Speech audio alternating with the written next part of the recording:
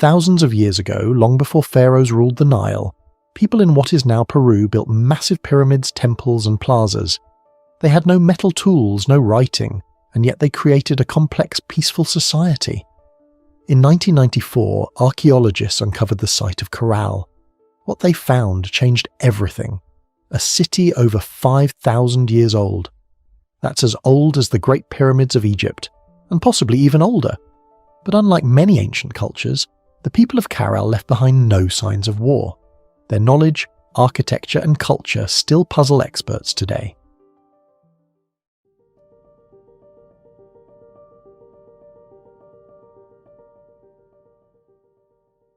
Caral stands as a profound mystery, a city nestled in the arid Supi Valley of Peru, a place that utterly rewrites the established understanding of early human civilization. Before its true age was widely recognized, history books universally placed the birth of complex urban societies in what is often called the Old World, regions like Mesopotamia with its Sumerian cities, or the Nile Valley with ancient Egypt. These areas were long thought to be the undisputed cradles of civilization, where monumental architecture, sophisticated social structures, and organized governance first took root thousands of years ago. The pyramids of Giza, the ziggurats of Ur, the vast cities built along great rivers, all pointed to a singular narrative of how humans transitioned from scattered settlements to grand, organized societies. Then Caral emerged from the dust, a silent witness to a far older narrative, one that challenges nearly every assumption previously held about the timeline and geography of civilization. The initial shock surrounding Caral's discovery stemmed precisely from its extraordinary age. Archaeological dating methods, primarily radiocarbon dating of organic materials found within its structures, conclusively showed that Caral flourished between approximately 2600 and 2000 BCE. To put this into perspective, this means Caral was thriving at the same time the colossal pyramids of Egypt were being constructed, or even earlier. The Great Pyramid of Giza, for instance, was built around 2580 to 2560 BCE, placing Caral squarely within that ancient window. Meanwhile, in Mesopotamia, the city-states of Sumer, like Ur and Uruk, were experiencing their peak periods of development. But Caral was their contemporary, and in some aspects, perhaps even their senior. This revelation immediately raised profound questions about independent innovation and the paths human societies took toward complexity. It forced archaeologists, historians, and anthropologists to confront the idea that the Americas, not just the Old World, had independently developed advanced urban centers at such a remarkably early stage. For centuries, the prevailing theory suggested that complex societies in the Americas developed much later than those in Eurasia. The Olmec civilization in Mesoamerica, or the Chavin culture in the Andes, were typically cited as the earliest major complex societies, with their florescence occurring much closer to 1000 BCE or later. Caral, however, pushed that timeline back by more than a millennium for the Andean region. This was not merely a subtle adjustment to a date, it was a monumental shift that demanded a complete re-evaluation of how civilization spread, or more accurately, how it arose in multiple independent locations. It highlighted the possibility that human ingenuity and the conditions necessary for large-scale societal organization might have emerged in diverse geographical settings without direct influence from one another. The idea that parallel paths to urbanism could exist without diffusion from a single source became a much stronger argument with Caral as its prime example. The intrigue surrounding Caral goes beyond its age. It also encompasses its unique characteristics. Unlike many early civilizations, Caral shows very little evidence of warfare or defensive structures. This absence of fortifications or widespread weaponry suggests a surprisingly peaceful society, a stark contrast to the often militaristic nature of early states in other parts of the world. Instead of grand temples dedicated to warrior gods or elaborate burial sites for powerful kings, Caral's monumental architecture seems to have been primarily ceremonial and communal. Its vast circular plazas and impressive platform mounds known as pyramids were likely gathering places for religious ceremonies, public rituals, and social interactions rather than symbols of military might. This peaceful disposition adds another layer to Caral's enigma, making it an outlier in the study of the early urban centres and prompting scholars to consider alternative drivers for societal complexity beyond conquest or defence. Furthermore, Caral existed in what is known as the pre-ceramic period, a time before the widespread use of pottery. This fact alone sets it apart from many other early complex societies where pottery production is often a hallmark of cultural development and technological advancement. Yet Caral managed to build massive public works, develop sophisticated agricultural systems, and support a dense population without this seemingly fundamental technology. This highlights incredible adaptability and innovation, emphasizing their mastery over other materials like plant fibers for textiles and gourds for containers. The lack of pottery is a curious detail that further emphasizes Caral's unique trajectory and forces us to reconsider what exactly defines an advanced civilization. It suggests that complex social organization and monumental architecture do not necessarily depend on a full suite of technologies, as previously assumed. The sheer scale of Caral is also part of its enduring mystery. It is not just a small village, it is an extensive urban centre covering over 160 acres, with numerous large structures, including 6 major pyramids and multiple plazas and residential complexes. The labour required to construct these monumental works without metal tools or wheeled transport would have been immense. This implies a highly organised society capable of coordinating thousands of labourers over long periods, a testament to their sophisticated management and social cohesion. How did they organise this labour without a strong, centralised coercive power that is often associated with early state formation? The answer lies in the subtle nuances of their social structure, which appears to have been based more on religious authority and communal cooperation than on military dominance. This sophisticated social engineering makes Caral a fascinating case study for understanding alternative pathways to complex governance. The city's existence also presents a challenge to the commonly held belief that urban centres require strong agricultural surpluses from staple crops like grains. While Caral certainly engaged in agriculture, growing crops like cotton, gourds, and beans, it also relied heavily on marine resources obtained from the nearby Pacific coast. This unique blend of an agrarian base with a significant maritime component highlights a distinct economic model for a complex society. The trade of cotton from the inland city for fish and other marine products from coastal communities created an interdependent network that sustained the Carolino civilization. This demonstrates an ecological adaptation that was different from the river valley civilizations of the Old World, which typically relied on extensive irrigation of staple grains to feed their large populations. Caral's model suggests a more diverse and resilient economic foundation, enabling its early urban growth. The absence of clear evidence for kings or a single ruling dynasty also deepens Caral's enigma. While there were undoubtedly leaders or an elite class, their power seems to have been expressed differently, perhaps through religious authority or communal consensus, rather than through overtly hierarchical or dynastic succession, common in other early civilizations.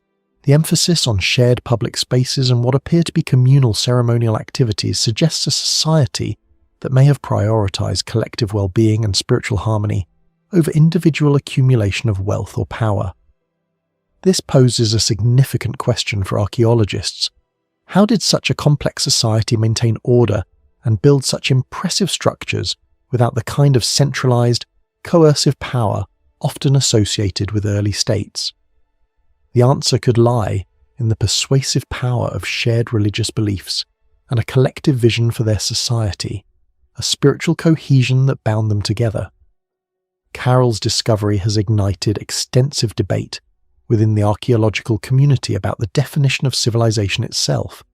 If a society can achieve monumental architecture, urban planning, and complex social organization without writing systems, without advanced metallurgy, without widespread pottery, and without clear evidence of warfare, does that fundamentally change our understanding of what it means to be civilized? Caral forces us to look beyond a checklist of traditional attributes and to consider a broader spectrum of developmental pathways. It suggests that there are many ways for human societies to achieve complexity and sophistication, each adapted to its specific environment and cultural values. This makes Caral not just an ancient ruin, but a powerful intellectual tool for re-evaluating our conceptual frameworks. The very fact that Caral remained hidden from mainstream archaeological recognition for so long is also part of its allure. Despite its immense size and antiquity, it was largely overlooked for decades, even after initial reports in the early 20th century. Its remote location in the Soup Valley, away from more thoroughly explored areas of Peru, contributed to its obscurity. It took the dedicated and persistent work of Peruvian archaeologist Ruth Shady Solis and her team in the 1990s to systematically excavate and properly interpret the site, finally bringing Caral to the world stage. This long period of being lost to modern scholarship only adds to its mystique, transforming its rediscovery into a powerful narrative of unveiling forgotten truths about human history. The process of its re-emergence from anonymity is as compelling as the city itself. The enduring fascination with Caral lies in its power to disrupt our established narratives. It compels us to question deeply held assumptions about progress, about the origins of power, and about the very nature of human societal development. It suggests that the story of civilization is far more intricate, diverse, and multifaceted than previously imagined. Caral is not merely an ancient ruin, it is a living challenge to our preconceptions, a reminder that history is always being written and rewritten as new evidence comes to light. Its presence in the Peruvian desert stands as a testament to the remarkable ingenuity and resilience of early human communities in the Americas, offering a unique window into a pre-ceramic urban society that thrived unexpectedly early and in its own distinct way. The questions it raises continue to fuel academic inquiry and inspire wonder about the vast, unexplored territories of our shared human past. The archaeological journey of Caral, a story of gradual recognition and ultimately transformative discovery, began long before its widespread fame in the late 20th century. For many years, the remnants of ancient settlements in the Soup Valley were known to local residents and occasionally noted by explorers or researchers, but their true significance and immense age remained largely unrecognized. Early in the 20th century, some archaeologists visited the valley, observing mounds and structures that hinted at past human activity. However, these initial observations were often superficial, and the sites, including Caral itself, were incorrectly dated or dismissed as minor settlements belonging to much later periods of Peruvian prehistory. The vastness of Caral, the complexity of its architecture, and its extraordinary antiquity simply did not fit into the prevailing archaeological models of the time, leading to a prolonged period of obscurity for this pivotal site. One of the earliest academic mentions of the Soup Valley sites, including what would become known as Caral, came from the American archaeologist Max Uhle. In the early 1900s, Uhle conducted surveys in the coastal valleys of Peru and made observations about ancient structures in the Soup Valley. While he recognized them as pre-Inca, he miscalculated their age, attributing them to a period much later than their actual construction. His work, though foundational for Peruvian archaeology, did not unlock Caral's true secret. Other researchers followed in subsequent decades, but the prevailing paradigm held that complex urban centers in the Americas developed much later than those in the Old World. This ingrained belief created a kind of intellectual blindness, making it difficult for even experienced archaeologists to correctly interpret the evidence before their eyes. The sheer scale and sophistication of Caral were simply too anomalous for existing frameworks. The pivotal turning point in Caral's archaeological journey arrived with the pioneering work of Dr. Ruth Shady Solis, a distinguished Peruvian archaeologist. Dr. Shady had dedicated her career to understanding the ancient cultures of Peru, and in the 1990s she began focusing her attention on the Soup Valley. She recognized the potential significance of the mounds and structures that had been previously overlooked or misidentified. Her approach was systematic and meticulous, a stark contrast to earlier, more sporadic explorations. In 1996, she officially launched the Caral Soup Archaeological Project, an ambitious endeavour aimed at thoroughly investigating the ancient sites in the valley with Caral as its central focus. This marked the true beginning of the scientific unearthing of Caral's secrets, a dedicated effort to understand its origins, development, and significance. Dr. Shady and her team faced numerous challenges. The Soup Valley is a remote and arid region, and the archaeological sites were often covered by desert sands and vegetation, making them difficult to access and survey. Funding for archaeological research in Peru, like in many developing nations, was often limited, requiring constant effort to secure resources for excavations, equipment, and preservation. Despite these obstacles, Dr. Shady's unwavering determination and her team's hard work slowly but surely began to reveal the true nature of Caral. They employed rigorous methodological approaches that were essential for such a complex and historically significant site. This meant not just digging, but carefully recording every layer, every artifact, and every structural detail to build a comprehensive picture of the ancient city. One of the most crucial methodological approaches employed by Dr. Shady's team was stratigraphy. This involves the careful excavation of archaeological layers or strata. Just like layers of a cake, each layer represents a different period of time, with the oldest layers at the bottom and the newest at the top. By meticulously analysing the artifacts and architectural features found within each layer, archaeologists can reconstruct the chronological sequence of human activity at a site.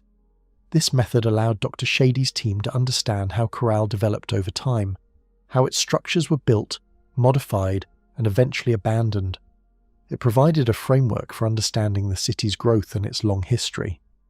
The precise recording of these layers was fundamental to establishing the relative age of different parts of the site. Beyond stratigraphy, detailed mapping and systematic survey techniques were employed. Before any major digging began, the entire site of Caral was meticulously mapped, using advanced surveying equipment. This created a precise layout of the visible structures and the contours of the land, providing a comprehensive overview of the urban plan. Excavation units were then strategically placed based on these maps, targeting areas that appeared to be significant, such as the bases of pyramids or residential complexes. Each unit was excavated with extreme care, often by hand, to avoid damaging fragile artifacts or disturbing architectural features. The exact location of every significant find, whether it was a small stone tool, a piece of organic material, or a structural element, was recorded with precision, linking it to its specific context within the site. This meticulous documentation was crucial for later analysis and interpretation. The most groundbreaking aspect of Dr. Shady's work involved the dating of Caral, particularly through radiocarbon dating. Radiocarbon dating is a scientific method used to determine the age of organic materials like wood, charcoal, textiles, or plant fibers. When living organisms absorb carbon from the atmosphere, they take in a certain amount of carbon-14, a radioactive isotope.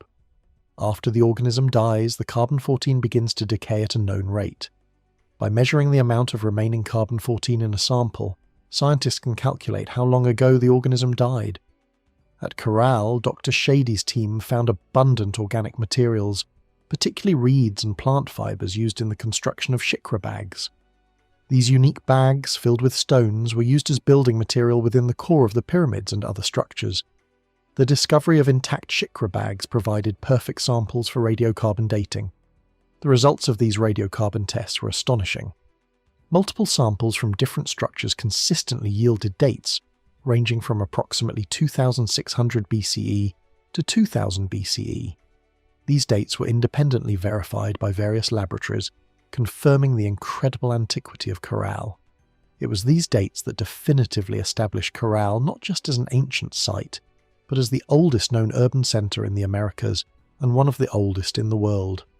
The reliability of these dates transformed Caral from an intriguing ruin into a globally significant archaeological discovery, forcing a paradigm shift in understanding the origins of civilization. The consistency of the dates from various parts of the site and from different organic materials lent immense credibility to the claims of its early establishment. Key early finds from the excavations quickly confirmed the complexity and uniqueness of Caral. Beyond the monumental architecture itself, archaeologists uncovered evidence of sophisticated social organisation. The sheer scale of the construction projects indicated a highly organised labour force and a ruling elite capable of directing such massive undertakings. The discovery of finely crafted musical instruments such as flutes made from condor and pelican bones suggested a rich cultural and ritual life. Figurines, often depicting human forms, provided insights into their artistic expression and potentially their spiritual beliefs. The presence of textiles made from cotton indicated advanced weaving techniques and the cultivation of an important cash crop for trade. Each artifact and each structural detail added another piece to the puzzle, building a picture of a complex and thriving society. The process of establishing Caral as the central site of the Norte Chico, or Super Valley civilization, was also crucial. As excavations continued, Dr. Shady's team realized that Caral was not an isolated city, but rather the largest and most complex of many contemporary sites in the Soup Valley and neighbouring coastal valleys. This collection of sites, sharing similar architectural styles and cultural traits, became known as the Norte Chico civilization. Caral, with its impressive size and monumental structures, was identified as the likely capital, or at least the most prominent centre, within this early complex society. This understanding placed Caral within a broader regional context, emphasising its leadership and influence over a network of settlements. It demonstrated that the development was not just an anomaly, but part of a larger regional cultural flourishing. The journey of discovery at Caral also involved significant collaboration with international experts. As the magnitude of the findings became apparent, Dr. Shady and her team engaged with archaeologists and scientists from around the world.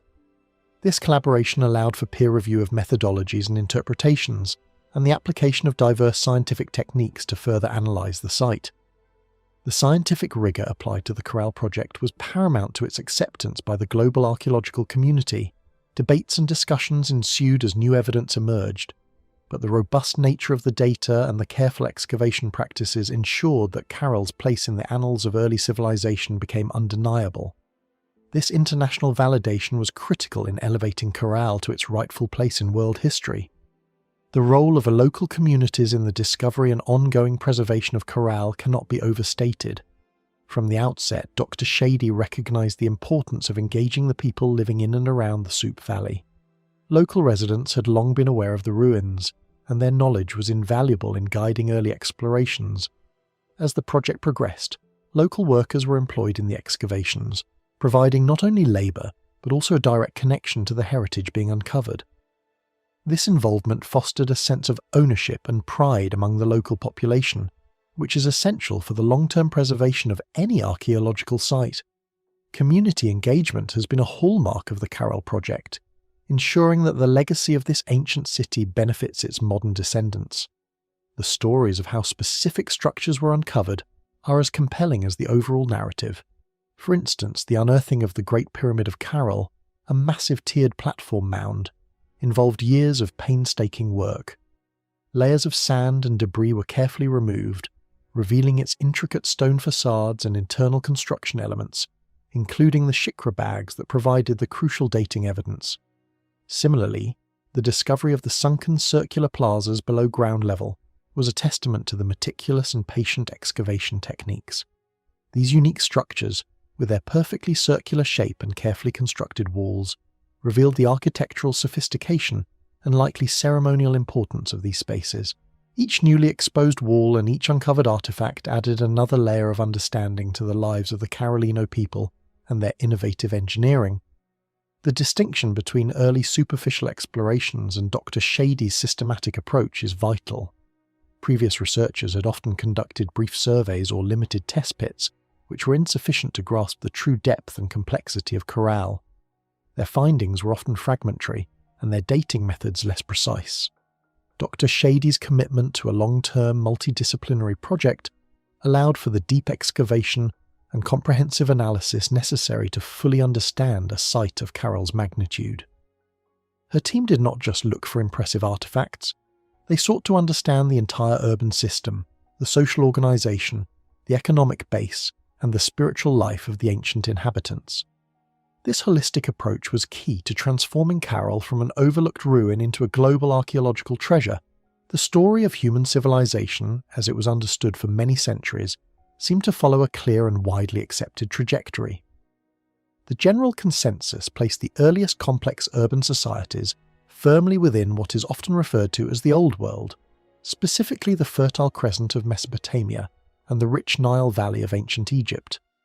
These regions were celebrated as the undisputed cradles, where agriculture led to sedentary lifestyles, which in turn fostered population growth, the development of specialised labour, and eventually the emergence of cities, monumental architecture, and hierarchical social structures. Textbooks for generations presented a narrative that began with Sumerian city-states like Uruk and Ur around 3500 to 3000 BCE, followed closely by the unification of Egypt and the dawn of its glorious pharaonic dynasties from around 3100 BCE. This historical framework shaped how scholars perceive the progression of human societal development, suggesting a kind of singular origin point for complex civilization, from which ideas and innovations gradually spread across the globe. Then came Caral, a revelation from the arid coastal desert of Peru that fundamentally challenged this neatly ordered timeline and forced a profound rethinking of civilizational origins. Situated in the Soup Valley, Caral was not merely an interesting ancient site. It was a fully fledged urban centre with massive public buildings, intricate urban planning, and a clear social organisation dating back to an astonishingly early period. The scientific dating of Caral's ruins, primarily through radiocarbon analysis, yielded results that placed its flourishing period between approximately 2600 and 2000 BCE. This precise dating placed Caral squarely alongside or even predating the very civilizations long considered the first.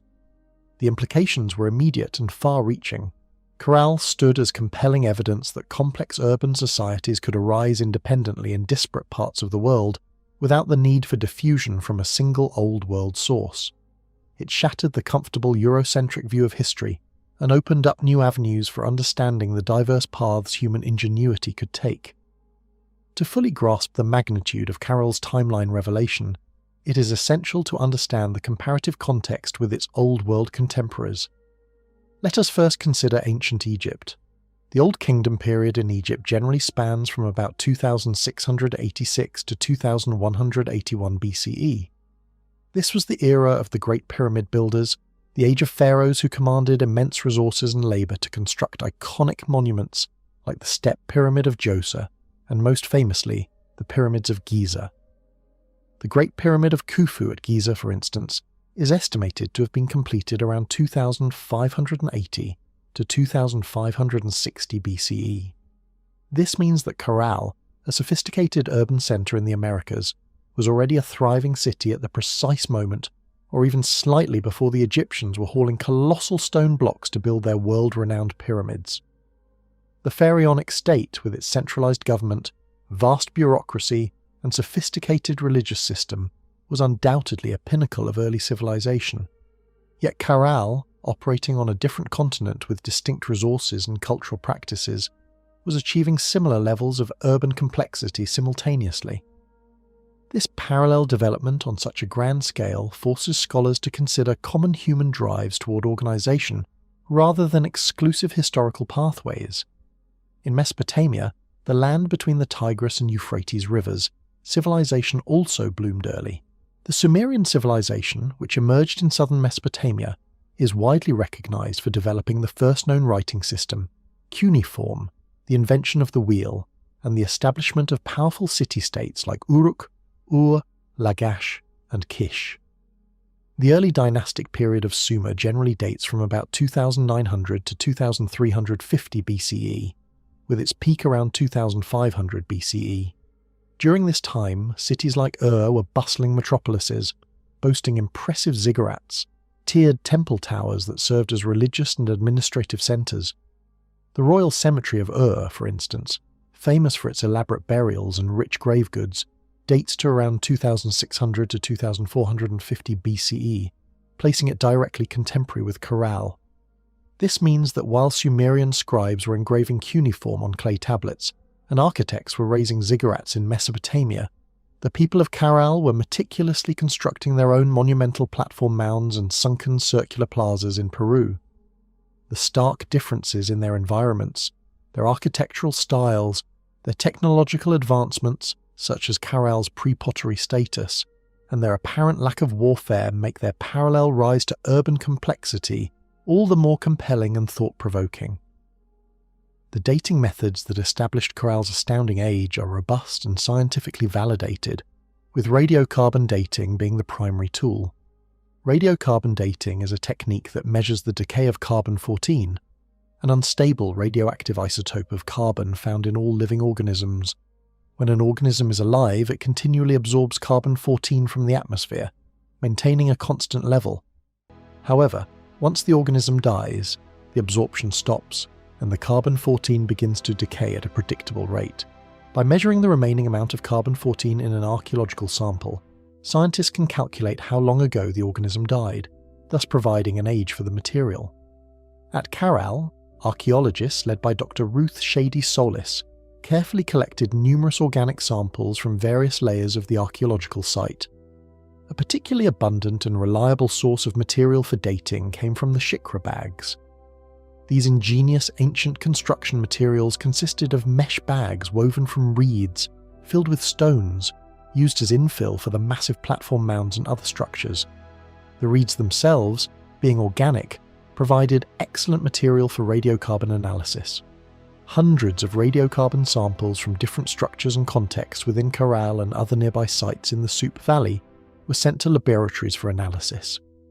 The consistent results across these multiple samples, providing dates between 2600 and 2000 BCE, provided a powerful body of evidence for Caral's immense antiquity.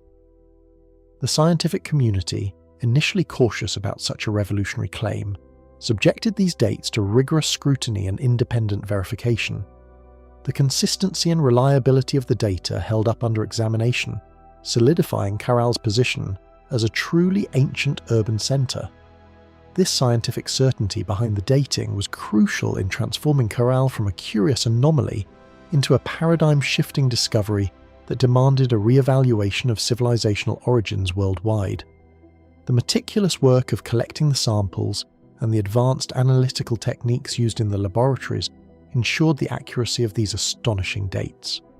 The implications of Caral's early timeline extend beyond mere chronological order. It strongly bolsters the argument for the independent development of complex societies. For a long time, the diffusionist theory held considerable sway, suggesting that fundamental innovations like agriculture, urbanism, or metallurgy often arose in one or a few core areas and then spread to other regions through trade, migration, or conquest. While diffusion certainly plays a role in human history, Caral, along with other independently developed civilizations like those in China or the Indus Valley, demonstrates that human societies, under diverse environmental and social pressures, can independently achieve similar levels of complexity without direct external influence. Caral did not borrow its urban plan from Sumer or its monumental architecture from Egypt. It created its own unique path to urbanism, adapted to its specific Andean coastal environment.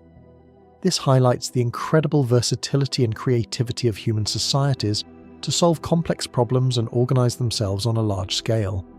Furthermore, Caral challenges traditional definitions of what constitutes a civilization.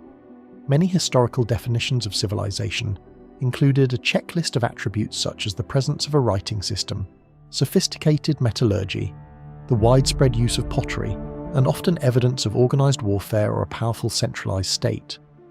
Caral, however, possessed none of these features in the way they are commonly understood in the Old World context. It was a pre-pottery civilization, meaning its inhabitants did not widely use fired clay vessels. There is no evidence of a writing system comparable to cuneiform or hieroglyphs. Metal use was minimal, if any. Crucially, there is also a striking absence of fortifications, weapons, or widespread evidence of warfare, suggesting a remarkably peaceful society. Yet Caral built massive public works, developed intricate irrigation systems, supported a large population, and demonstrated complex social organization. This forces scholars to broaden their understanding of what constitutes a civilization, recognizing that different pathways to complexity exist, and that the absence of certain technologies does not negate a society's advanced nature.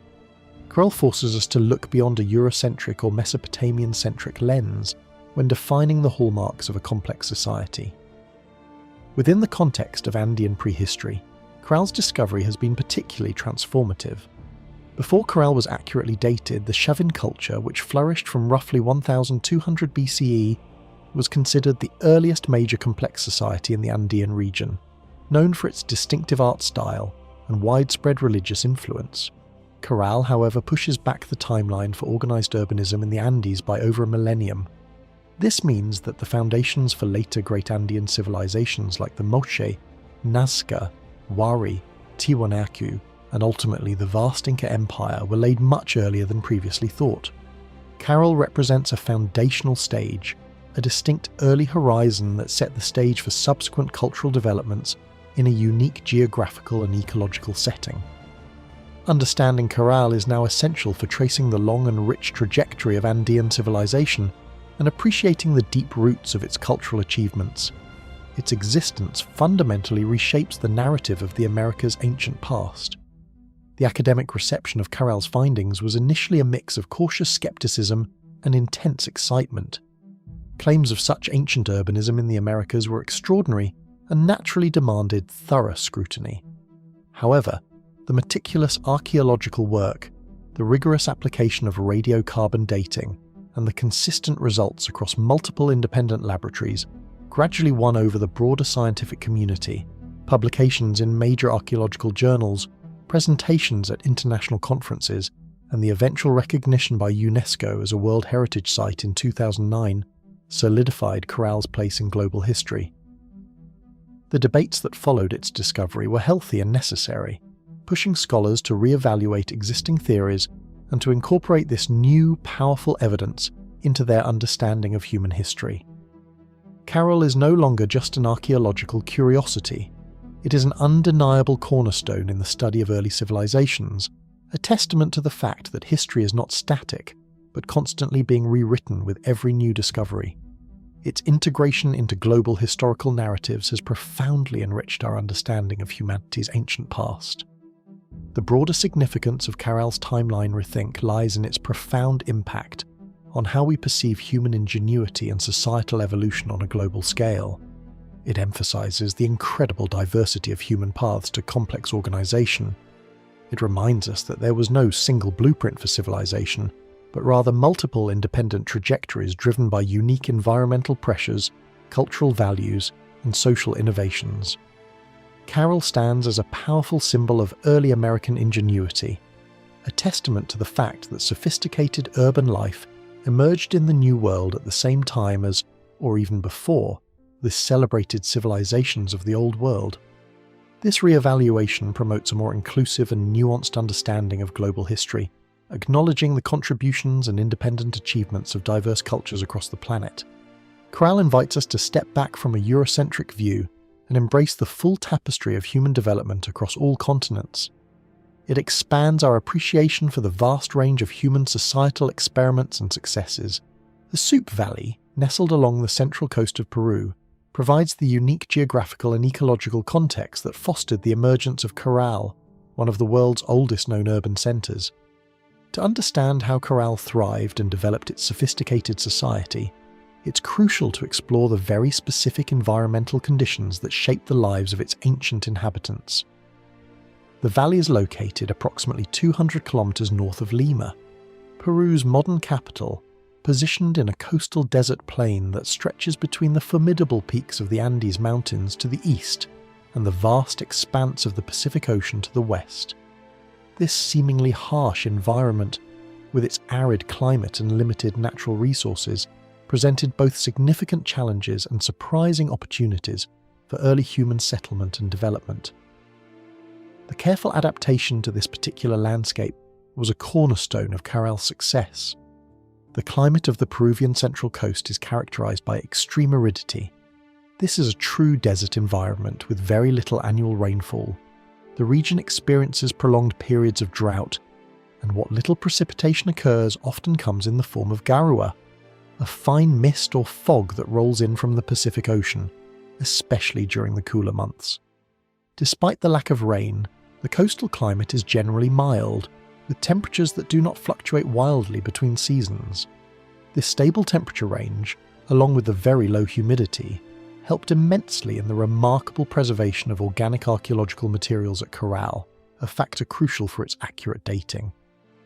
The dry conditions meant that ancient textiles, plant fibers, and other delicate artifacts survived for millennia, providing invaluable insights into the daily lives and technologies of the Carolino people.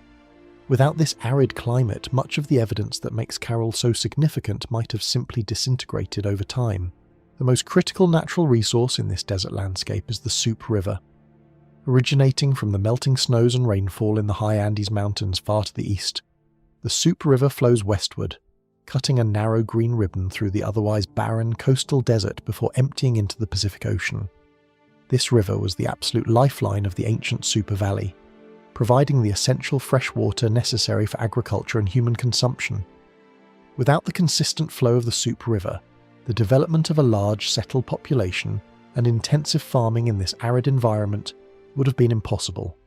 The ancient inhabitants of Caral and other nearby sites were acutely aware of the river's importance, and their settlement patterns directly reflected this dependence, with the largest and most complex sites concentrated along its banks, where access to water was most reliable. The river literally breathed life into the valley. The natural resources available in the Soup Valley can be broadly categorized into land-based and marine-based resources, each playing a distinct role in supporting the ancient inhabitants. On the land side, despite the desert conditions, the narrow floodplain along the Soup River offered limited but highly fertile arable land. Through careful management and the development of sophisticated irrigation systems, the ancient Carolino people were able to transform these patches of fertile soil into productive agricultural fields. The primary crops cultivated included various species of gourds used for containers, fishing floats, and potentially musical instruments. Beans and squash were also important dietary staples, providing essential protein and carbohydrates. However, the most economically significant land-based crop was cotton. Cotton was not just for clothing, it was a crucial commodity for trade, forming the basis of an extensive economic network. Its fibers were woven into textiles, which were then exchanged for vital resources from the coast. Beyond cultivated crops, the natural flora of the Soup Valley also provided important resources. Reeds and other fibrous plants growing along the riverbanks were abundant and served multiple purposes.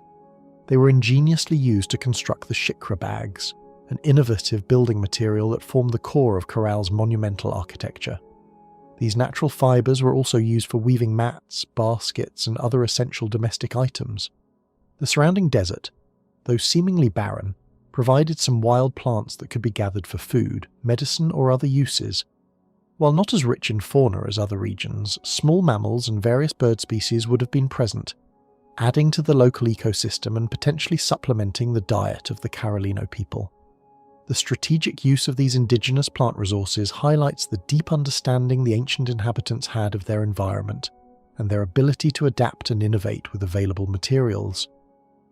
The proximity of the Pacific Ocean was another absolutely critical environmental factor for Caral. Despite being located approximately 23 kilometers inland, Caral maintained a strong economic and possibly cultural connection with the coast. The waters off the Peruvian coast are exceptionally rich in marine life due to the cold, nutrient-rich Humboldt Current. This current supports an incredibly diverse and abundant ecosystem, including vast schools of anchovies, sardines, and other fish, as well as a wide variety of shellfish, mollusks, and seabirds. The ancient inhabitants of the Soup Valley had direct access to these marine resources, either through their own fishing activities or, more likely, through an elaborate trade network with coastal communities.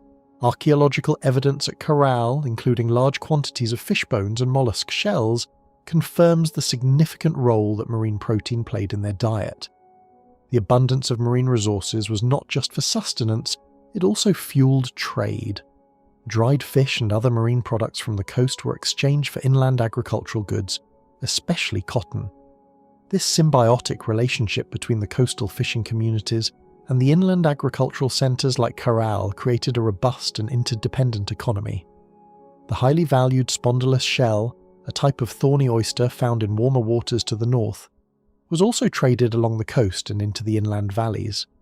While not native to the immediate Peruvian coast, its presence at Caral indicates long-distance trade networks, and its use suggests a ritualistic or prestige value. The exchange of these diverse products facilitated economic specialization and contributed to the overall wealth and stability of the Caral civilization. This unique land-sea interaction was a distinctive feature of their environmental adaptation. The environment profoundly influenced the settlement patterns in the Super Valley. The distribution of archaeological sites clearly shows that ancient communities were strategically located to maximize access to the critical resources of both the river and the coast. Major urban centres like Caral were positioned inland along the Soup River, where irrigation agriculture could be practiced. However, these sites were also close enough to the coast to maintain a vital connection for marine resources. Smaller settlements were often clustered along the river's course, forming a network that facilitated the distribution of water and agricultural produce. Coastal settlements specialised in fishing and marine harvesting, providing a necessary complement to the inland agrarian economy. This integrated settlement pattern optimised resource utilisation, demonstrating a sophisticated understanding of their ecological niche and how to best exploit it. The influence of the environment on Caral's subsistence strategies was foundational. Their agriculture was entirely dependent on sophisticated irrigation systems to divert water from the Soup River to their fields. The construction and maintenance of these canals required communal effort and precise engineering skills, reflecting a high degree of social organisation. While they cultivated important food crops like beans and squash, it was the cultivation of cotton that truly distinguished their agrarian economy. Cotton was not primarily a food source but a valuable trade commodity, highlighting an early form of specialised agricultural production for economic exchange rather than just direct consumption. This specialisation allowed them to acquire other necessary resources they could not produce locally. The other pillar of their subsistence was the extensive use of marine resources. The reliance on fish and shellfish from the Pacific provided a crucial source of protein and diversified their diet. This meant that the Carolino people were not solely dependent on the success of their agricultural harvests, which could be vulnerable to environmental fluctuations like droughts. The combined strategy of irrigated agriculture and access to abundant marine resources provided a remarkably resilient and stable food supply, allowing for the growth and sustainment of a large urban population.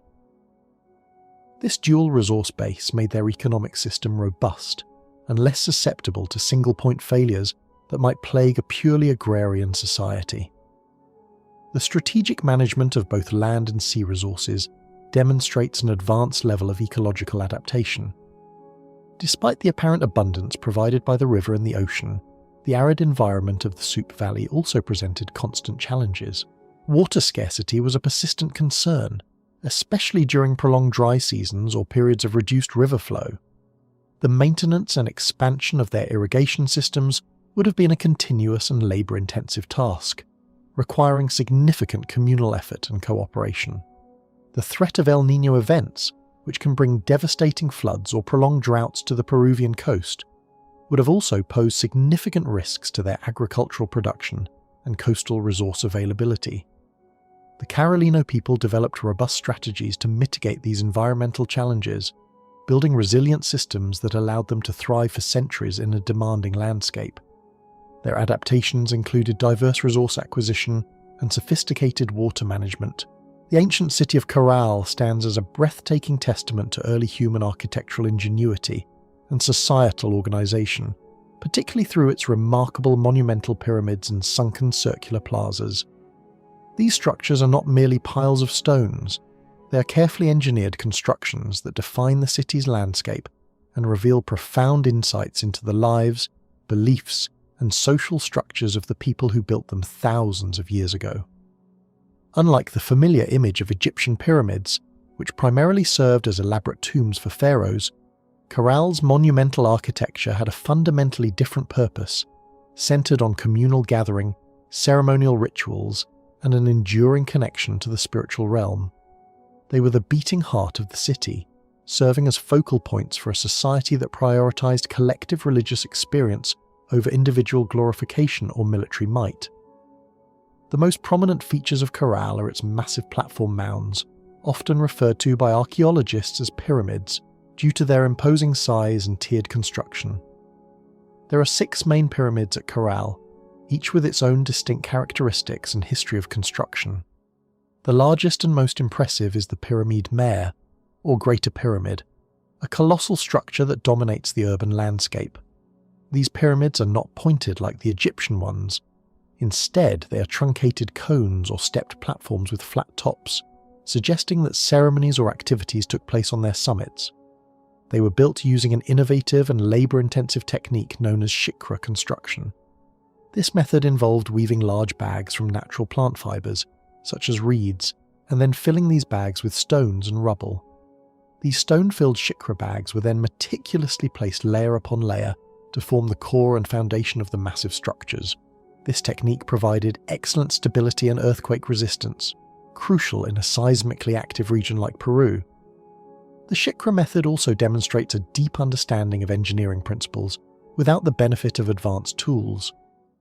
The outer surfaces of these monumental mounds were typically faced with carefully cut and fitted stones or river cobbles, sometimes reinforced with mud mortar and often finished with layers of clay plaster. This plaster was likely painted in vibrant colours, though little evidence of this remains today due to erosion and time. The construction was not a one-time event, but rather an ongoing process. Over centuries, the pyramids at Caral underwent multiple phases of expansion and remodelling. Older structures were often deliberately buried and encapsulated within newer, larger ones, in a process known as successive construction. This practice suggests a continuous cycle of renewal and growth, perhaps reflecting a spiritual belief in rebuilding or an ongoing commitment to monumental public works by successive generations. Each layer added to the pyramid represents a new phase in the city's history, a testament to its long period of occupation and development. The collective effort required for these continual expansions speaks volumes about the enduring social cohesion of the Carolino society. Beyond the Pyramide Mare, other significant pyramids contribute to Caral's imposing appearance. The Piramida del Anfiteatro, for example, is notable for its large sunken circular plaza directly in front of it, a common feature at Caral. This pyramid, like others at the site, was meticulously constructed with ramps and staircases leading to its upper platforms, designed to facilitate movement during ceremonies. The Pyramide de la Cantera, or quarry pyramid, gets its name from its proximity to a local stone quarry, suggesting its builders had direct access to raw materials and organised their construction activities efficiently. Each of these pyramids, though sharing common construction principles, exhibited unique design elements and orientations, hinting at specific functions or associations. Their sheer number and scale demonstrate an extraordinary commitment of resources and labour to public ceremonial architecture, indicating a society with a powerful collective vision. Complementing the platform mounds and equally significant are the sunken circular plazas. These are perhaps the most distinctive and enigmatic architectural features of Caral and other Norte Chico sites. Almost always located at the base or in front of the major pyramids, these plazas are perfectly circular depressions enclosed by stone walls. Their diameters vary, but they are generally quite large, capable of accommodating a considerable number of people. Access to these plazas was typically via a single staircase, often leading directly from the associated pyramid, indicating a direct functional connection. The precise geometry of these circles suggests an advanced understanding of measurement and planning, remarkable for such an early period. The construction of these sunken spaces involved excavating large amounts of earth and then carefully lining the depression with dressed stone walls, a labour-intensive process that speaks to their importance. The function of these monumental structures, the pyramids and sunken circular plazas, was primarily ceremonial and communal. There is little to no evidence to suggest they were defensive fortifications designed to protect the city from attack. Unlike many early Old World cities, Caral lacks massive defensive walls or strategically placed watchtowers. Furthermore, the pyramids do not appear to have served as burial chambers for rulers or elites, a stark contrast to the Egyptian pyramids. While some individual burials have been found at Caral, they are not elaborate and do not suggest the primary function of the monumental structures as tombs. Instead, the layout and design of these spaces strongly suggest they were centres for public gatherings, religious rituals and communal celebrations. The large open areas, both on top of the pyramids and within the sunken plazas, would have been ideal for large numbers of people to participate in or observe ceremonies. The ceremonial significance of the pyramids and plazas likely extended to astronomical observations and calendrical practices. The precise orientation of some structures and their alignment with celestial events, such as solstices or equinoxes, suggests a sophisticated understanding of astronomy.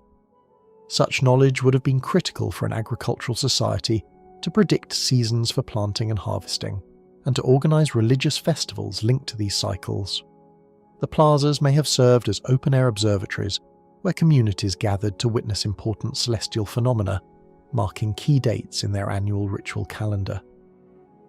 This integration of architecture, astronomy, and religious practice points to a highly developed worldview, where the cosmos played a central role in their daily lives and spiritual beliefs. The pyramids would have served as elevated stages for these cosmic observations. The construction of these monumental works also served as a powerful means of social cohesion and expression of collective identity. The immense labour required to build such structures would have necessitated a high degree of social organisation, cooperation, and perhaps a shared religious ideology that motivated collective effort. Thousands of people would have been involved in quarrying stones, transporting materials, weaving shikra bags, and assembling the pyramids over many generations. This shared endeavour would have forged strong communal bonds and reinforced the authority of those who organised and directed such projects. The very act of building the pyramids would have been a ritual in itself, a continuous affirmation of the community's beliefs and its unity. The visible presence of these grand structures would have been a constant reminder of their shared heritage and collective power. While the monumental pyramids and plazas were communal spaces, their construction and maintenance undoubtedly required a form of leadership and an organised hierarchy. This suggests that the Carolino society possessed a powerful organising capacity, perhaps vested in a religious elite or a council of leaders.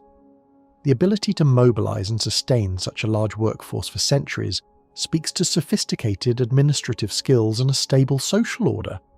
However, unlike the explicit power structures seen in other early civilizations, there is no strong evidence of a single autocratic ruler or a highly militaristic state.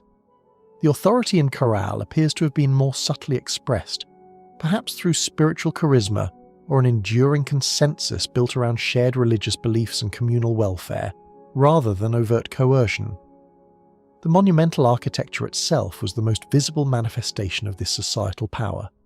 The architectural style and construction methods of Caral's monumental structures are unique to the Andean region and demonstrate an independent trajectory of development. While other early civilizations also built large structures, their forms, materials, and purposes often differed significantly. The use of shikra bags for earthquake resistance, for instance, is a distinctly Andean innovation, reflecting a practical adaptation to their environment. The focus on sunken circular plazas is also a hallmark of Norte Chico architecture, a feature that reappears in later Andean cultures, but in its earliest form at Caral. This uniqueness reinforces the idea that Caral was not simply mimicking other civilizations, but charting its own course in urban and monumental design, responding to its own cultural needs and environmental conditions. It represents a truly indigenous form of early monumental construction. The ongoing preservation of these ancient structures is also a monumental task in itself. The desert environment, while aiding initial preservation, also subjects the ruins to natural erosion from wind and occasional extreme weather events like El Niño-induced rains.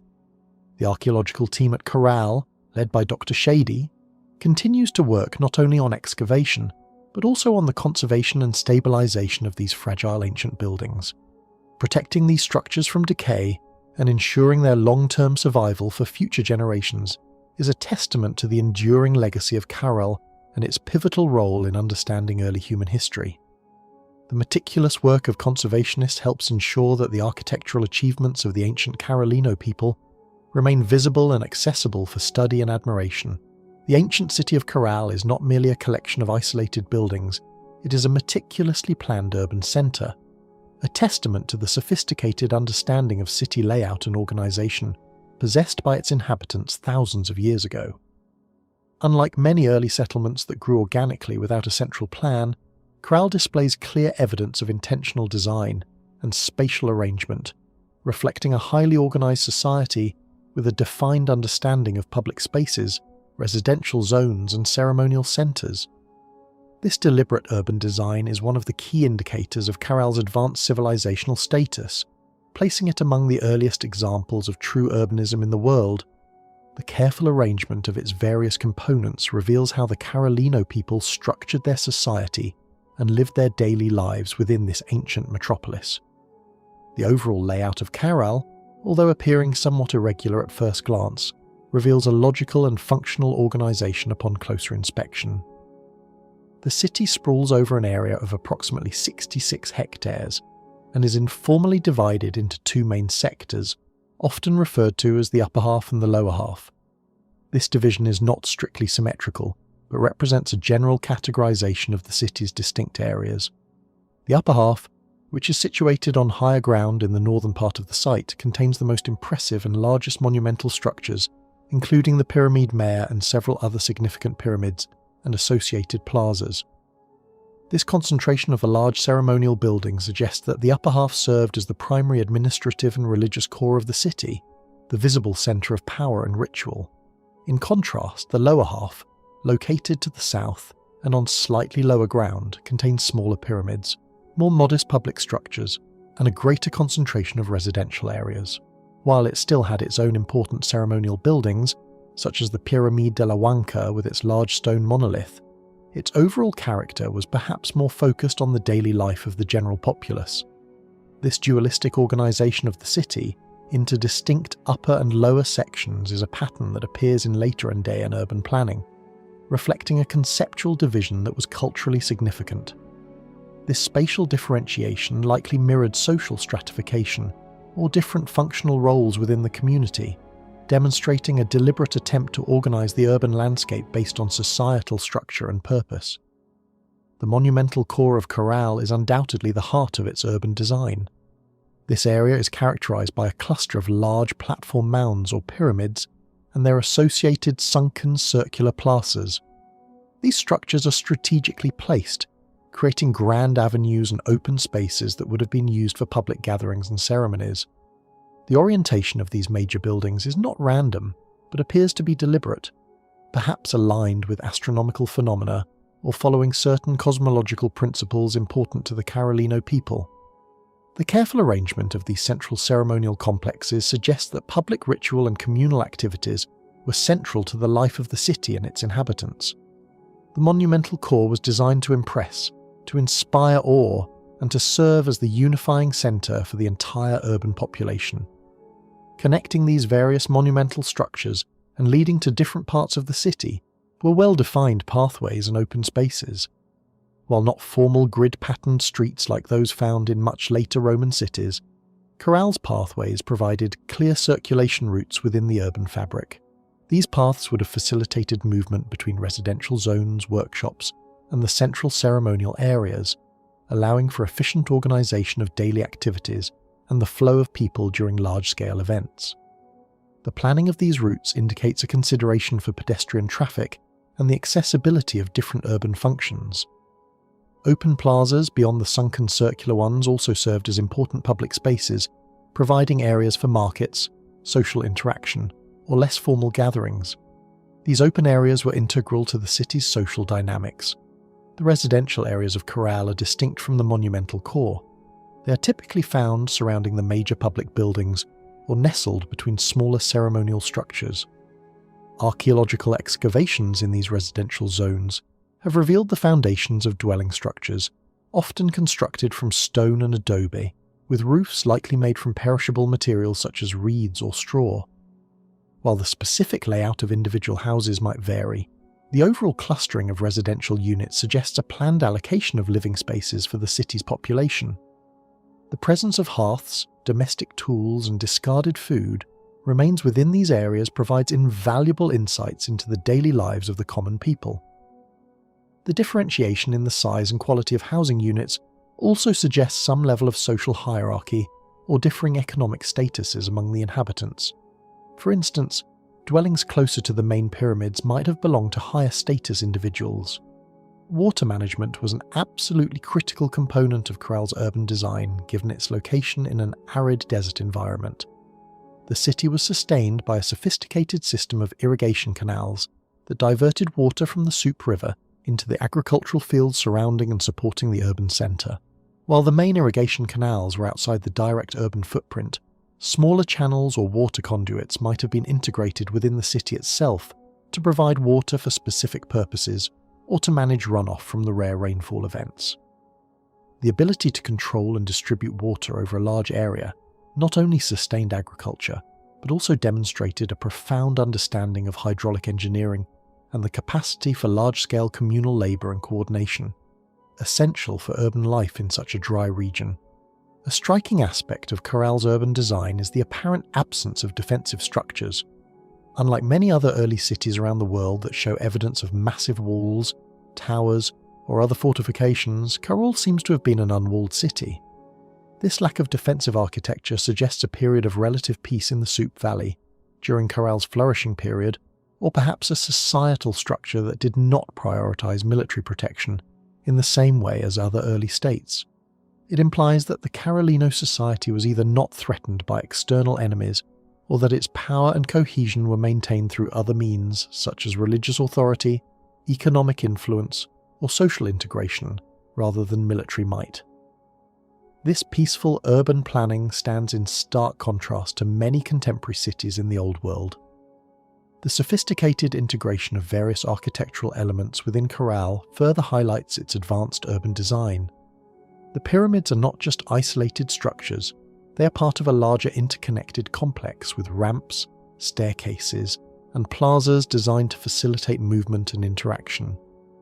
The sunken circular plazas are always carefully positioned in relation to a specific pyramid, creating a clear visual and functional link. This deliberate arrangement suggests a symbolic relationship between these different architectural forms, enhancing their ceremonial significance.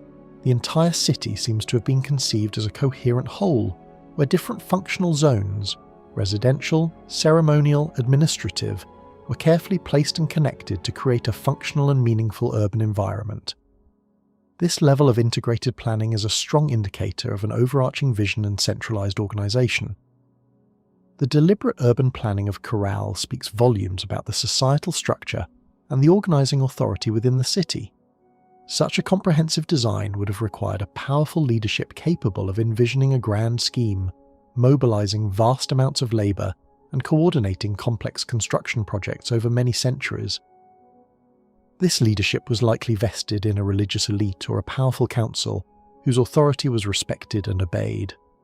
The ability to impose a planned layout on a large settlement demonstrates a level of social control and collective discipline that goes beyond simple village organization. It reflects a shared communal vision and a capacity for long-term planning that are hallmarks of a sophisticated civilization. The very existence of Caral as a planned urban centre at such an early date challenges previous assumptions about the progression of urban development. It demonstrates that complex urban societies with defined city plans could emerge independently and without the presence of writing systems, metallurgy, or defensive fortifications. Caral represents a unique pathway to urbanism, one where communal labour, religious authority, and a sophisticated understanding of environmental resources led to the creation of a truly remarkable ancient city. Its urban design is not merely a collection of ruins, it is a blueprint of an ancient society's values, priorities, and its enduring legacy in the history of human civilization. A physical manifestation of a highly organised and innovative culture, the city of Caral stands as an extraordinary testament to the engineering prowess and innovative construction techniques of its ancient builders. What makes their achievements particularly remarkable is that these monumental structures were erected thousands of years ago without the aid of metal tools, the wheel, or beasts of burden. This absence of technology is often considered fundamental to large-scale construction in other early civilizations, forces us to appreciate the ingenuity, dedication, and sophisticated organizational skills of the Carolino people. Their methods, while seemingly primitive by modern standards, were incredibly effective, allowing them to build massive platform mounds and precisely shaped circular plazas that have endured for millennia in a seismically active region. The core of their building strategy was an intelligent adaptation to their environment, utilizing readily available natural resources with a deep understanding of structural stability. One of the most innovative and distinctive construction techniques employed by the Carolino builders was the use of shikra bags. These were large mesh bags expertly woven from natural plant fibres, particularly reeds, which were abundant in the Soup Valley along the riverbanks. Once woven, these bags were filled with stones and rubble collected from the surrounding environment. These stone-filled shikra bags were then meticulously placed and stacked to form the internal core and foundational fill of the monumental platform mounds and terraces. The use of shikra was not merely a simple fill method. It was a sophisticated engineering solution. When an earthquake struck, the loose stones within the flexible mesh bags would shift and settle, absorbing the seismic energy rather than rigidly resisting it. This provided a natural anti-seismic feature, contributing significantly to the remarkable preservation of Caral's structures in an earthquake-prone region. This understanding of dynamic stability speaks volumes about their practical engineering knowledge. The process of creating and deploying shikra bags would have required significant communal effort and organisation.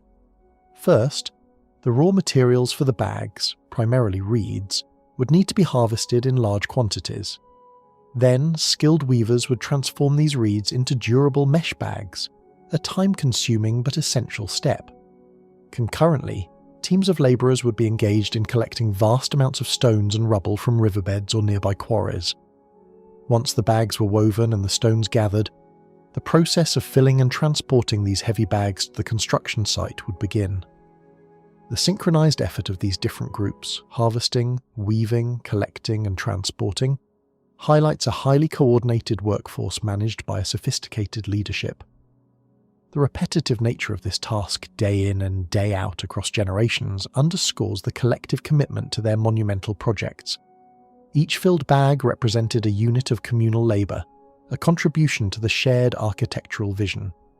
Beyond the shikra core, the Carolino builders expertly employed stone masonry for the retaining walls, facades, and various architectural features of their structures.